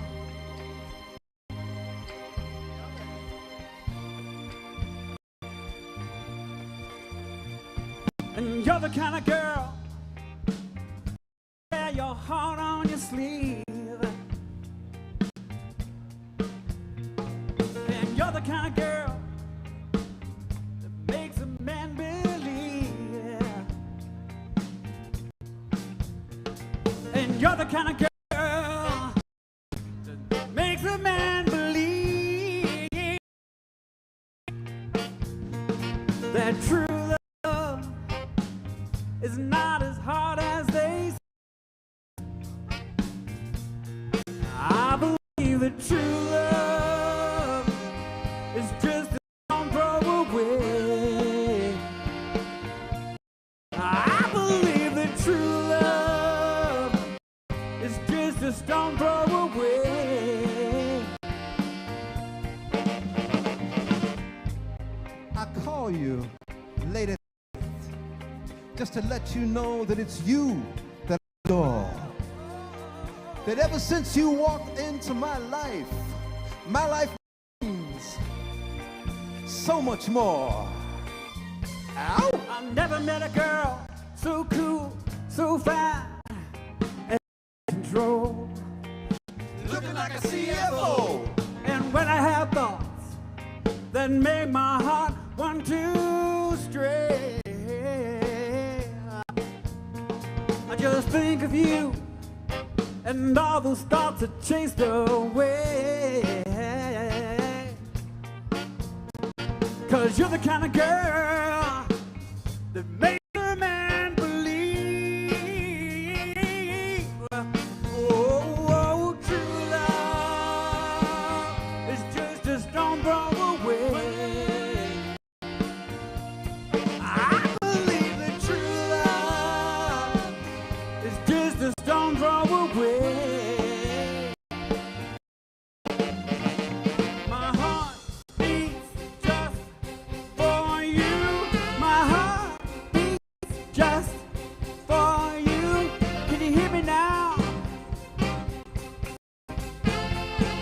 me now?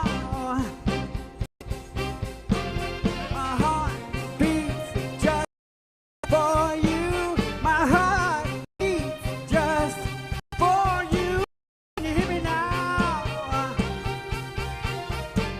Can you hear me now?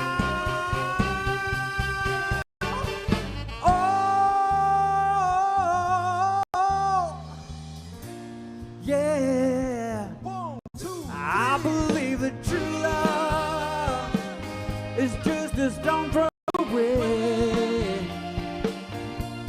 I believe that true love is just a stone throw away.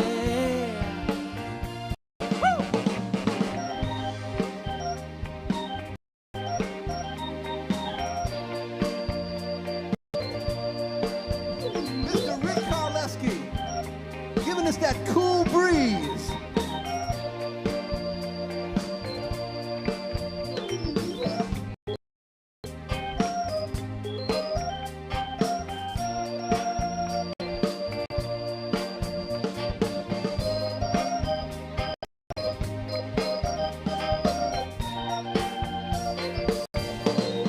I believe that true love.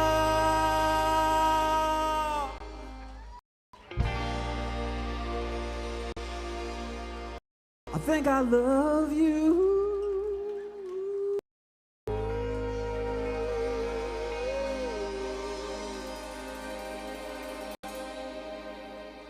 We love you, Wendy. We are really humbled to be here. I know Carl music with a lot of people in this room, and we feel really fortunate to be up here at the Jam.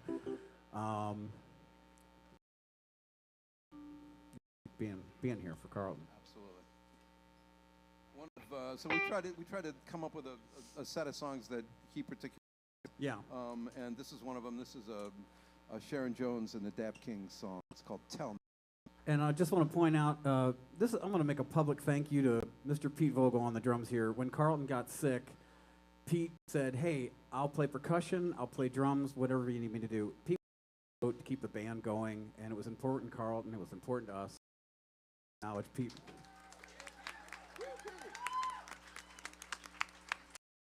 All right.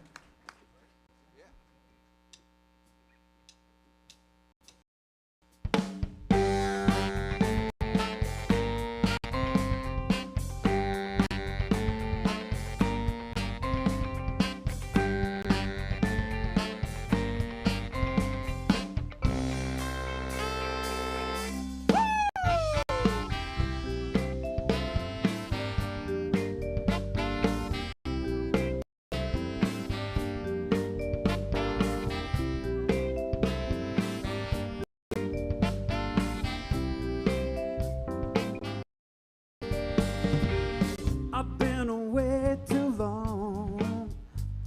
Our conversations have been few. But while I've been away, each and every day, my heart was beating next to you. Right now, now I'm here at last. Oh, but I'm here to stay. Just look into my eyes, and then you realize there's only one thing left to say. Oh, tell me now. Tell me. Here I am. Tell me you care. Come on and tell me. Tell me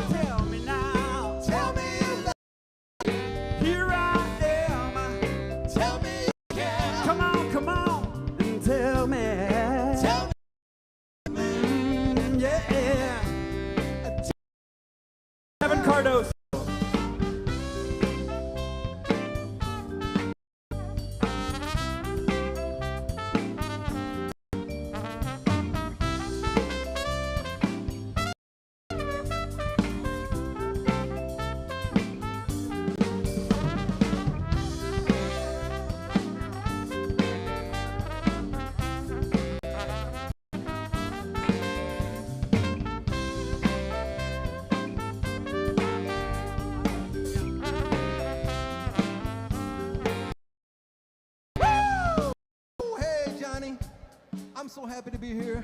I mean, come on. This coming out to celebrate the joy and the music and the sharing that gave all of us, not just listeners, but players. Wow. I mean, it's tremendous.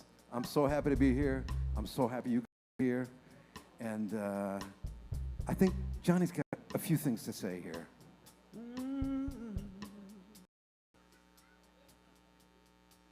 I've been away too long. Our conversations have been few. But while I've been away, each and every day, my heart was beating next to you. Oh, yeah. Now I'm here at last. But I'm here to stay. Oh, just look into my eyes, and then you realize there's only one thing left to say. Oh, tell me now. Love me. Here I am. Tell me you care. Come on, tell me. Tell me you love me. Yeah. Tell me you care. Woo. Tell me you love me. Tell me you care. Tell me you love me. Tell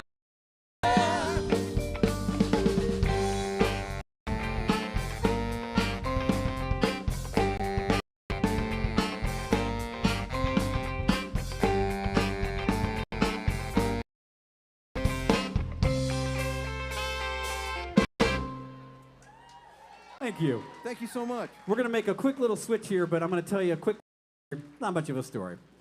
But we're going to make a, is going to move on to percussion, and we're going to invite our new drummer up to play with us. And the song he's going to play on is one that we wrote together as a band. I had an idea. Many of you, how many songwriters are in this room? Come on. There's a few. Come on. So you write a song, you have it all perfect, you bring it in, and then Carlton's on the drums, and he's kind of like, that needs to go over there, and this needs to go there. You know, you need to swap things around. So really, we all kind of wrote this together, and Carlton had a big hand in the order of how we did things. And then Mr. David Lightsey just kind of added a new little twist with our trumpet player, Kevin, at the end. And we just hope you enjoy it, because we all enjoyed working with him.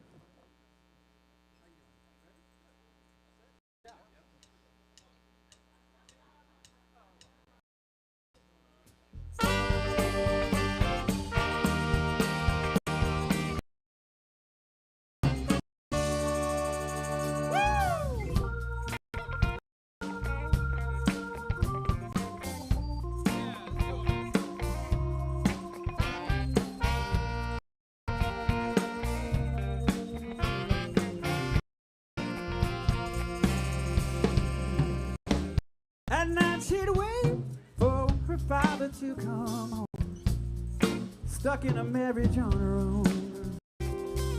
It was hard on my mama, but she tried the best she could. Life the light on and hope that he'd come. He wasn't much of a family man. Daddy, when you coming home, Mama sitting all alone. Where you been? Mama sits down next to me, tells me one day I will be a better man.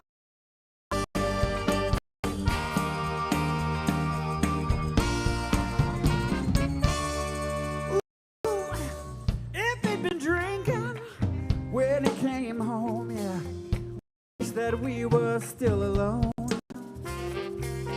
It was hard on my brothers and sisters and me,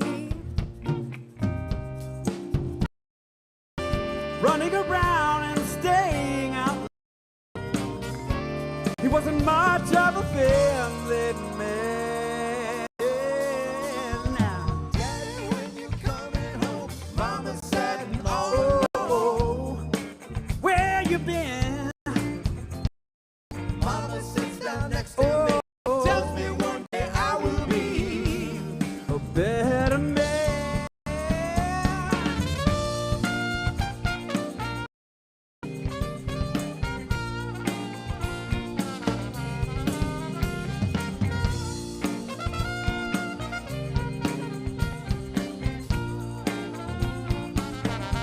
Cardozo. Ooh, after a while, it got a little easier, but still I fear my mama say.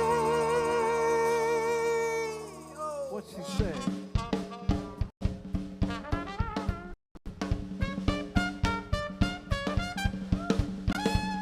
Second line.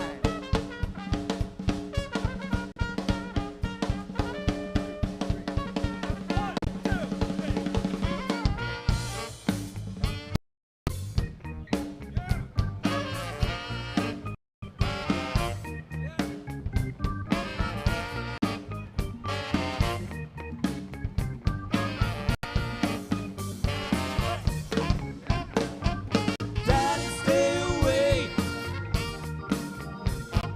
Daddy, stay away. Daddy, stay away. Daddy, stay away. Daddy, stay away. Mama don't need you anymore. Oh yeah. Woo. Daddy, stay away. Mama don't need you anymore.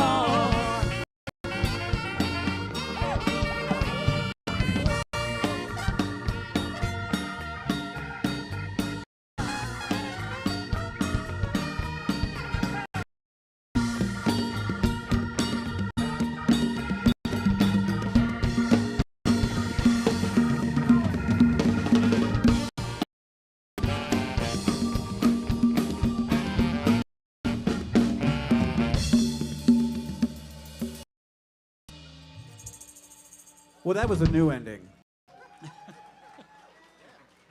So, for again being here, and we're going to have a special guest on this last song that we're going to play. You've been very kind. Thank you.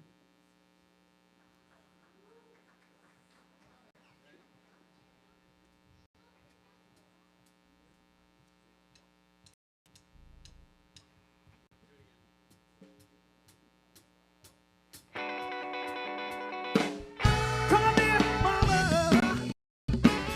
Papa's the swing. Not too hip now. And I can dig a new breed.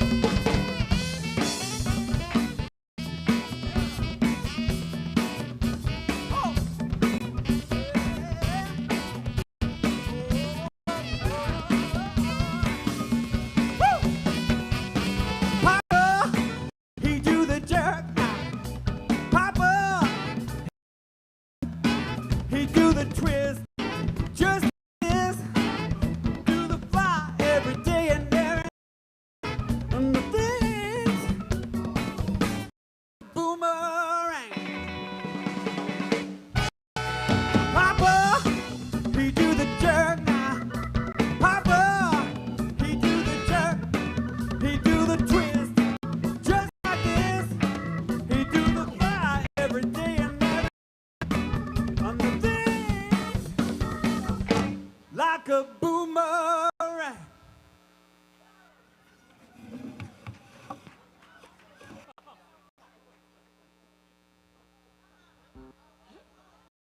Wait for it. It's coming. The suspense is killing. We can feel it.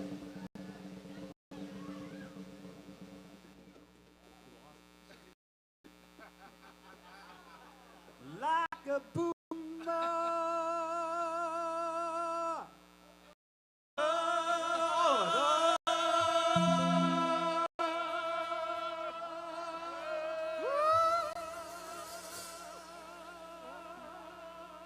Well,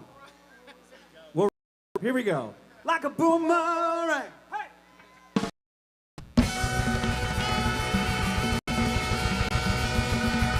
Thank you.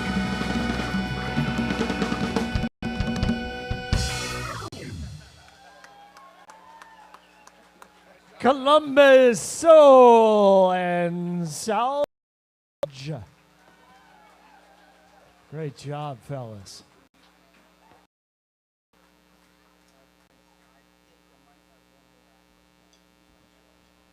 All right.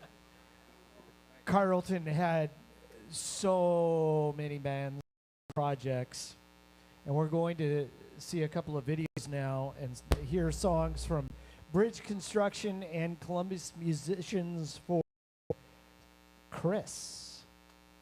I direct you to the screen once again.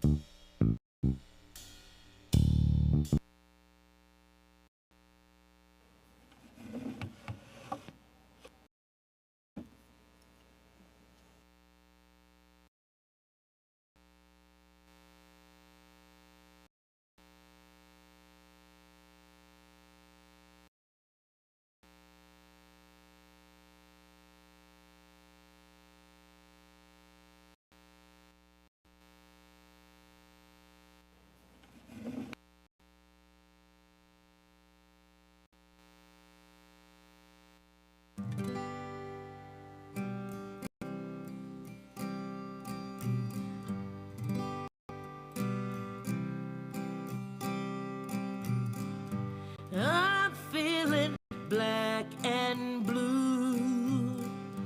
I'd hoped for better news. The world's so full of hate, and I fear it's growing late.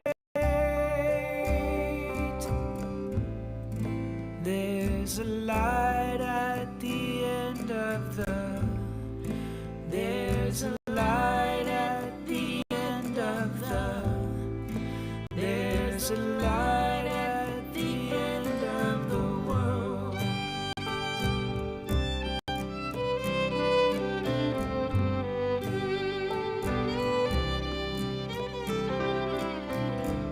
Did everything change overnight? Is it really black and white? Why does our fight have to be so cruel? No ves que soy como tú. I'm just like you. There's a light at the end of the Hay una luz en el fin. There's a light at the end of the world. Please try to understand. It meant so much to me. Destroyed by fear for me. My flawed but hopeful dream. There's a light at the end of the There's a light at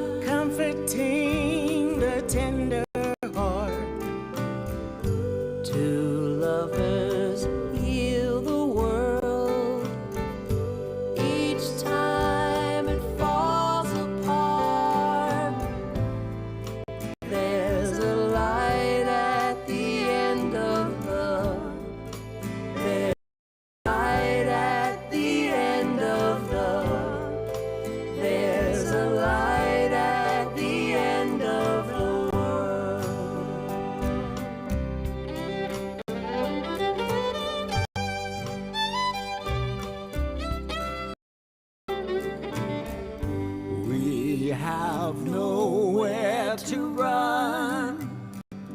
There is nowhere to run. We have nowhere to run, but I still love everyone.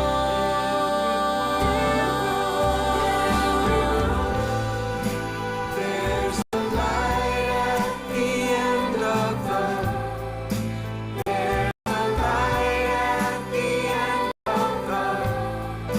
There's a light at the end of the world.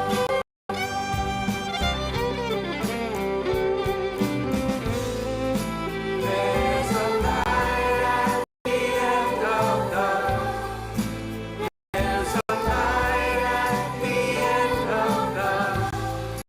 There's a light at the end of the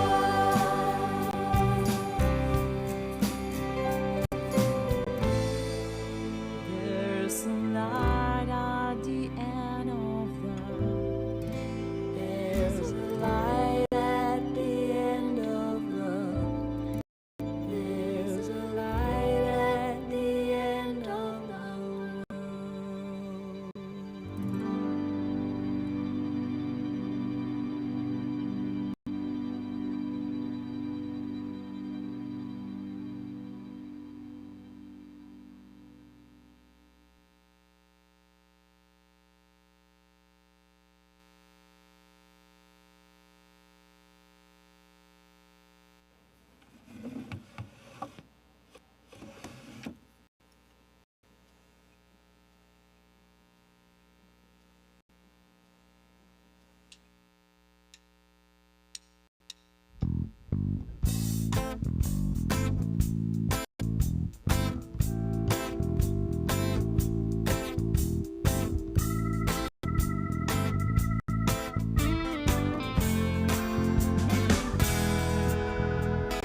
Red lights winking at you at Fifth and High. A crowd gathers under a cue ball sky with geniuses and misfits and everything in between. There's a girl wearing bright red pumps, trick out rides, booming bass drum thumps. One more word is done. Time to join the scene. Ain't gonna waste my time worrying about what my boss might think as I dance around. I'm gonna have some brew tonight and howl at the moon.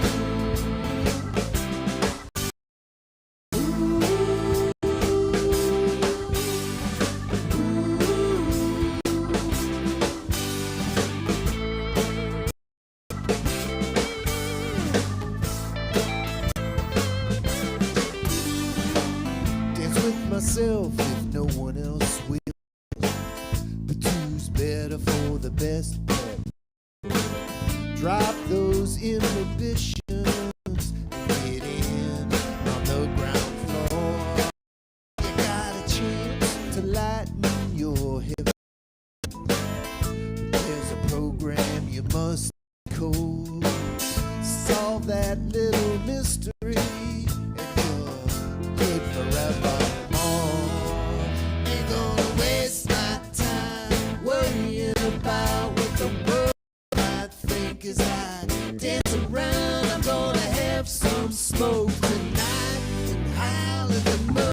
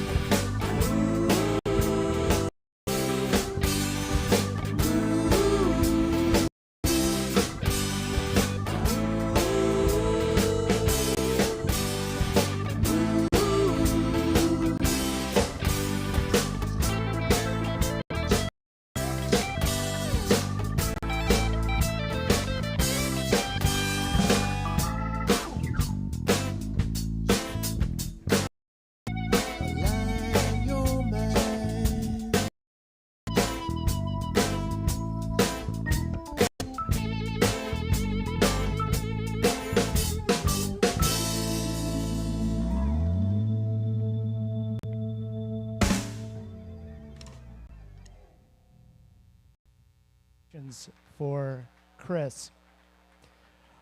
A word of thanks for everyone here at Natalie's for opening their doors for us today. Give them a hand, Mitch, Hannah, Gabor, helping me keep things running over there. I do appreciate it. My heartfelt condolences to all of you, especially to Wendy and to Mom and Dad. I know as a parent, you never stop being mom. All my kids are grown, but it never stops. You know, your children are always in your heart, as you know, and God bless you both. God bless all of you. Thank you so much for being here. This was really a moving tribute to a wonderful man, Carlton Smith, and it wouldn't be possible without all you bringing your love and energy here today, and I do appreciate it. We are going to direct our attention back to the video board, and then we'll have a little more live music for you. Before I turn it back over to Mission Control, I do remind you that we have an after at Aloft, which is right down there on Olentangy River Road, right there in the lobby. You can't miss it. So obviously you are all in. Continue the celebration and the storytelling and the laughter and the tears. Thank you again.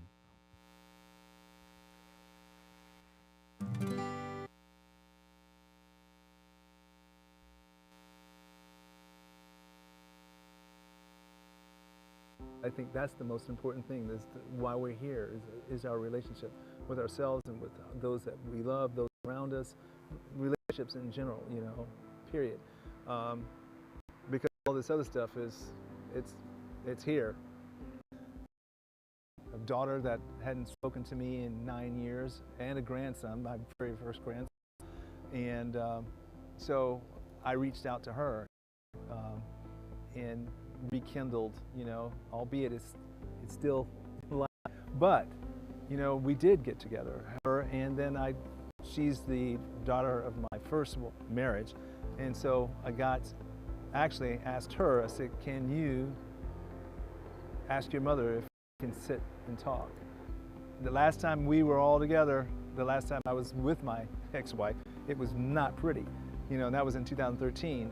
So, and we hadn't spoken since then. Well, we went downtown, dessert and wine, and it was totally different. I mean, we ended up closing down the restaurant, dancing out the door.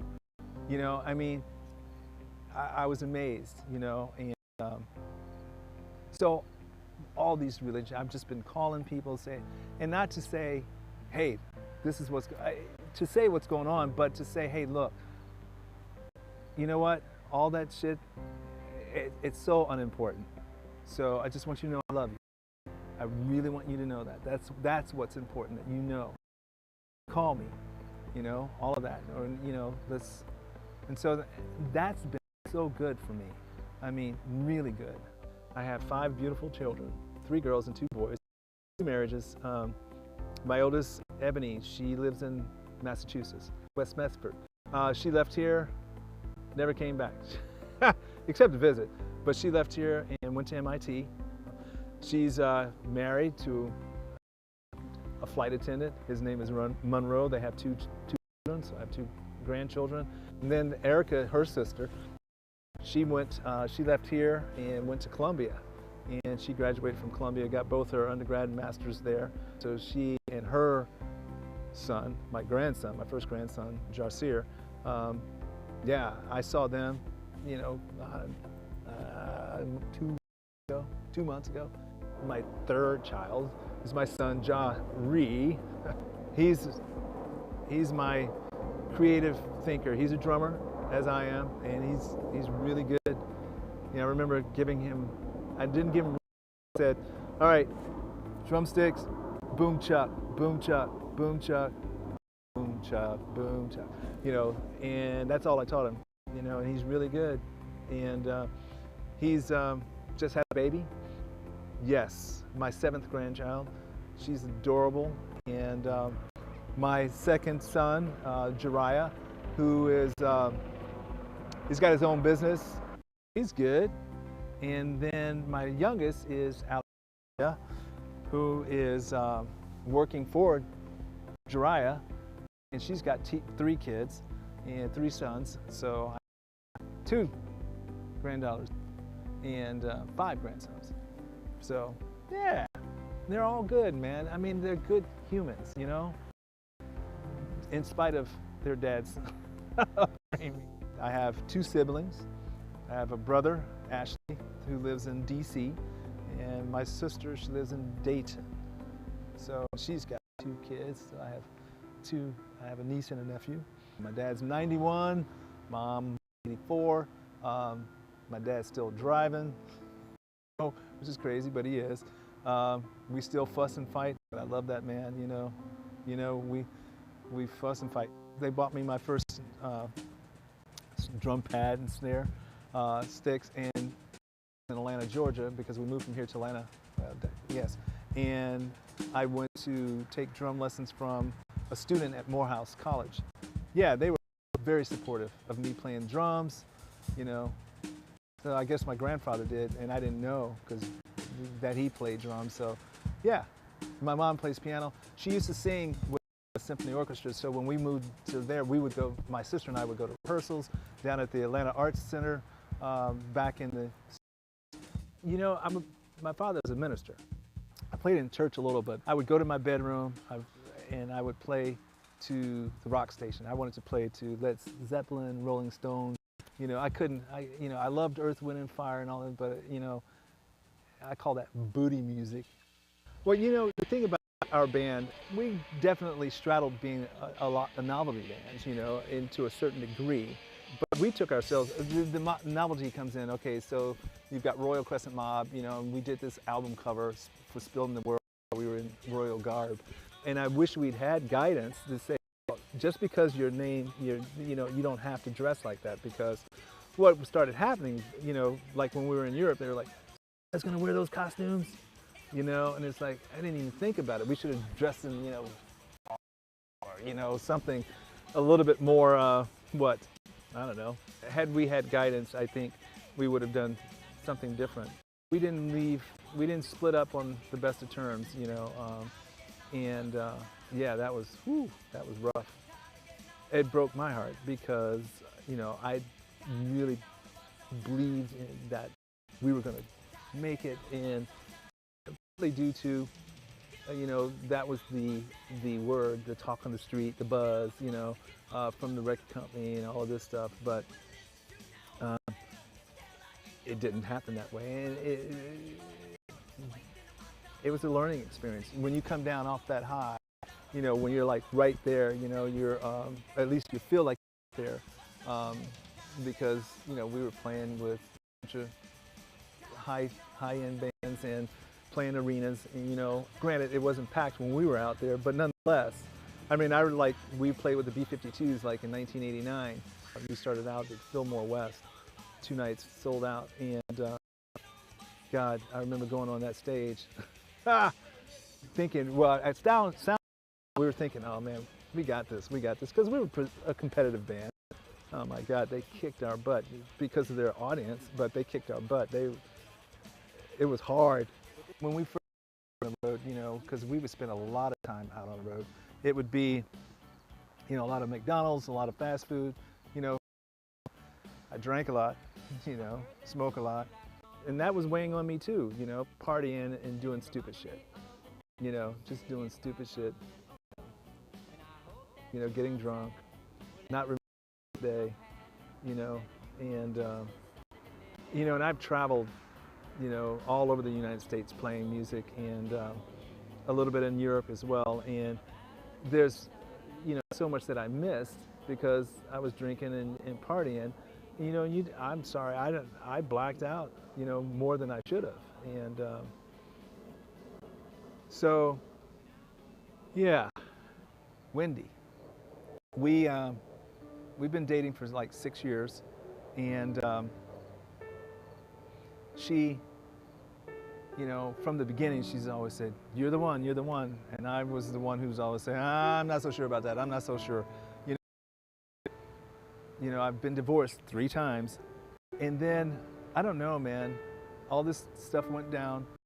She's been by my side. She's been here, regardless, and I was resistant You know, I mean, I would say, you can stay at your house for 4 days or whatever. Stay here, I'm good, you know. And she's just consistent. You know? So we got married on August the 20th. We did we did, you know, we did it at my parents' house in Worthington. It was beautiful. It's all, you know, it's been good. I'm learning to compromise again, you know, because I was so used to not, you know, for the last 8 years that I've lived alone. And so it's been going good. On my way to work, that particular day, or it may have been the day before actually, I noticed when I was driving down the road, you know, that my hands positioned at 10 and 2 o'clock, I could not see my 2 o'clock hand. And that was just really odd for me because that never happened before, you know. So,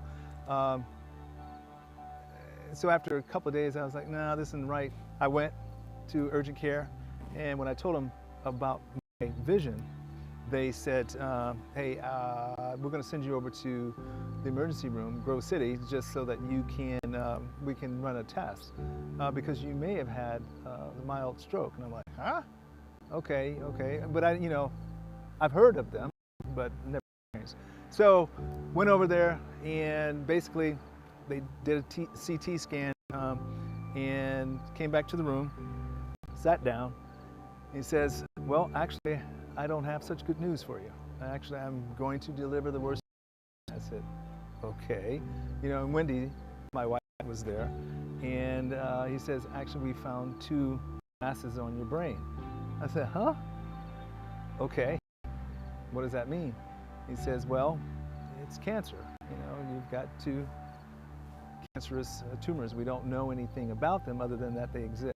But that's what they told me, that it's incurable, and that we'll come up with a plan, you know, once, and which they did, you know. So aggressive radiation and pretty aggressive chemo. You know, we all have cancer of some sort, whether it be labeled cancer or just things in our lives that are, you know, challenging, you know, emotionally, physically. So once being diagnosed, it definitely changed my priorities and my perspective, perception of, and you know, my patience is changed. I don't have much because I've been told my time may be a little bit short. So I don't have time for a bunch of bullshit. You know, I really don't. Things seem more clear to me because I feel like I know who I am. You know, I feel like, okay, you know, this for damn near 60 years, you know, but being able to you know, pull things off, but knowing, you know, I'm feeling a little bit of insecurity on the inside, you know. People would come up and say, man, you're a great drummer, man, you know, and I'm like saying thank you. I used to not say thank you. I say, well, you know, and then I start saying thank you, because being able to say thank you confidently and being good and feeling good, you know what, I made a mistake, I'm good, keep going. Do it twice, they'll think it's a part of the song, whatever. We've all got shit going on, you know, so, you know, my story it's all relative, you know. You know, so I've just taken this opportunity to work on my relationships, because I think that's the most important thing. Why we're here is our relationship with ourselves and with those that we love, those around us. Relationships, you know, period. I just love my family, and my friends. I really do. I've had a wonderful ride, and I don't know when it's going to end. I imagine it's going to be sooner than what I was hoping, but it's all good. It's all good, and just remember, and that's definitely relationships, being honest, being genuine, being transparent, so that, no sneaking, trust is so important, confidence. I can go on, but, I'll miss everybody, I guess. I don't know what you do when you die. Maybe you don't miss anybody. I can't help but believe what I'm going to is good. That's what I believe. I believe death is a part of this. Death is a part of life, and life has been great. Have there been, obviously, but I know nothing else. I don't know what happened before this, and I don't know what, I have plenty of, theories, but right now I'm like, I agree with you. It's here and now. Heaven on earth is, yes, you heaven on earth, or you create hell on earth. It's earth is neutral. Yeah, I've had a great life. It's been fucking crazy. Just like yours and everybody else's.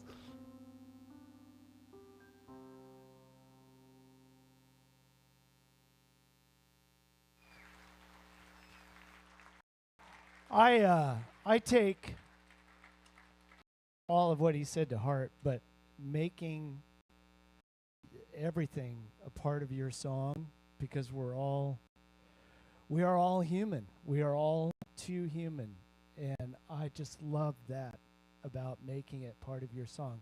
So make what you've learned today and what you've shared a part of your song. And I thank you so much for being here. Gathering Stars will close us down today for now, but we will be at a lot after. Gathering Stars, everyone.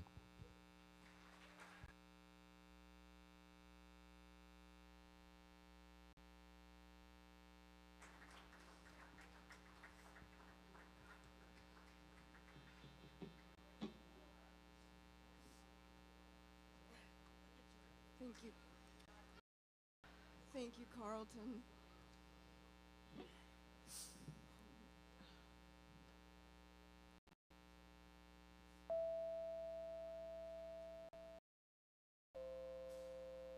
This is called Mountain.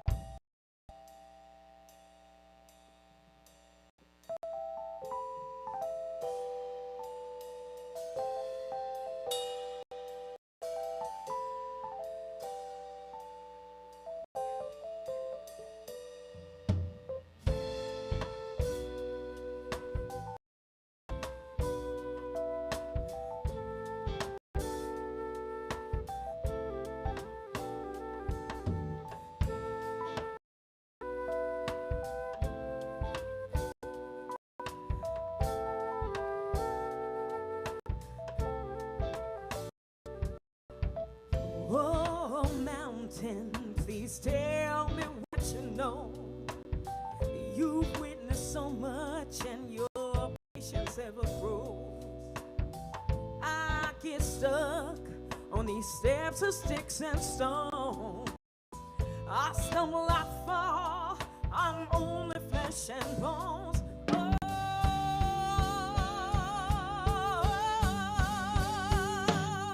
Oh, mountain.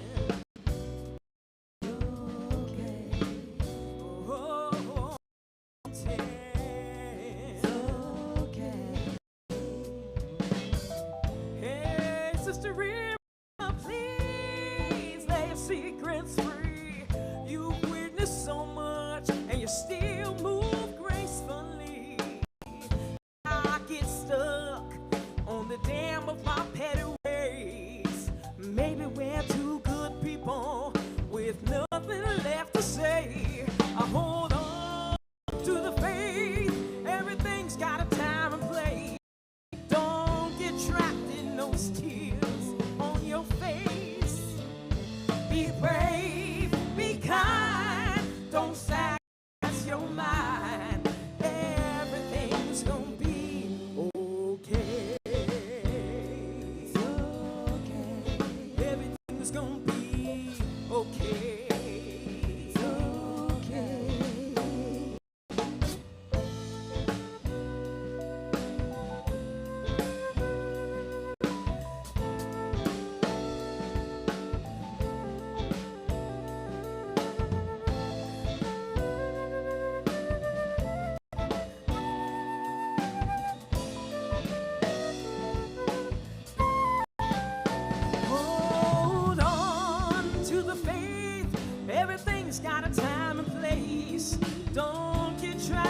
those tears on your face. Be brave, be kind, don't sacrifice your mind. Everything's gonna be okay. It's okay. Everything's gonna be okay.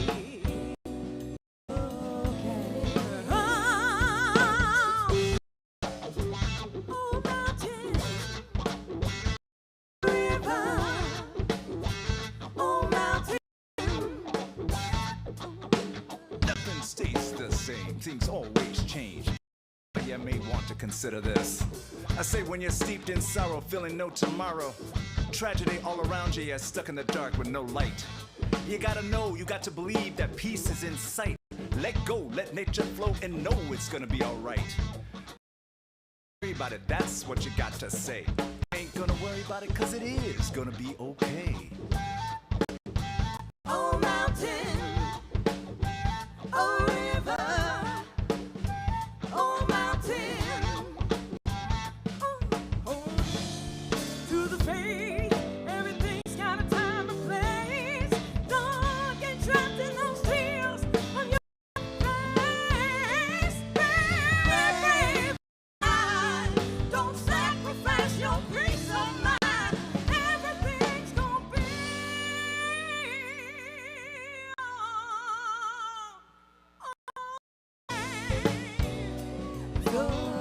Everything's gonna be okay. Okay. Everything's gonna be okay.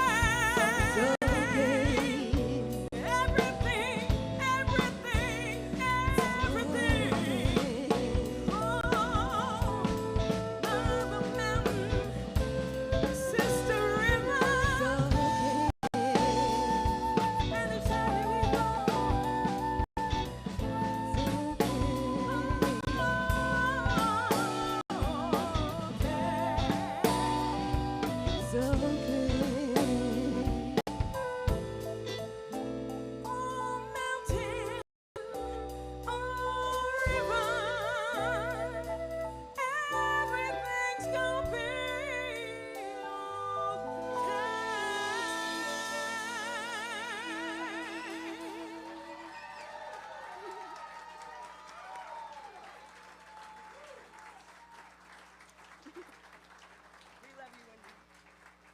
Carlton, my sparring partner, I'm gonna miss you. Thank you.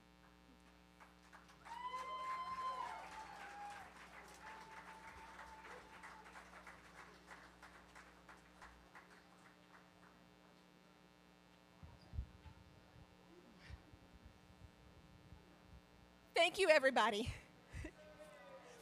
Thank you for being a part of the celebration.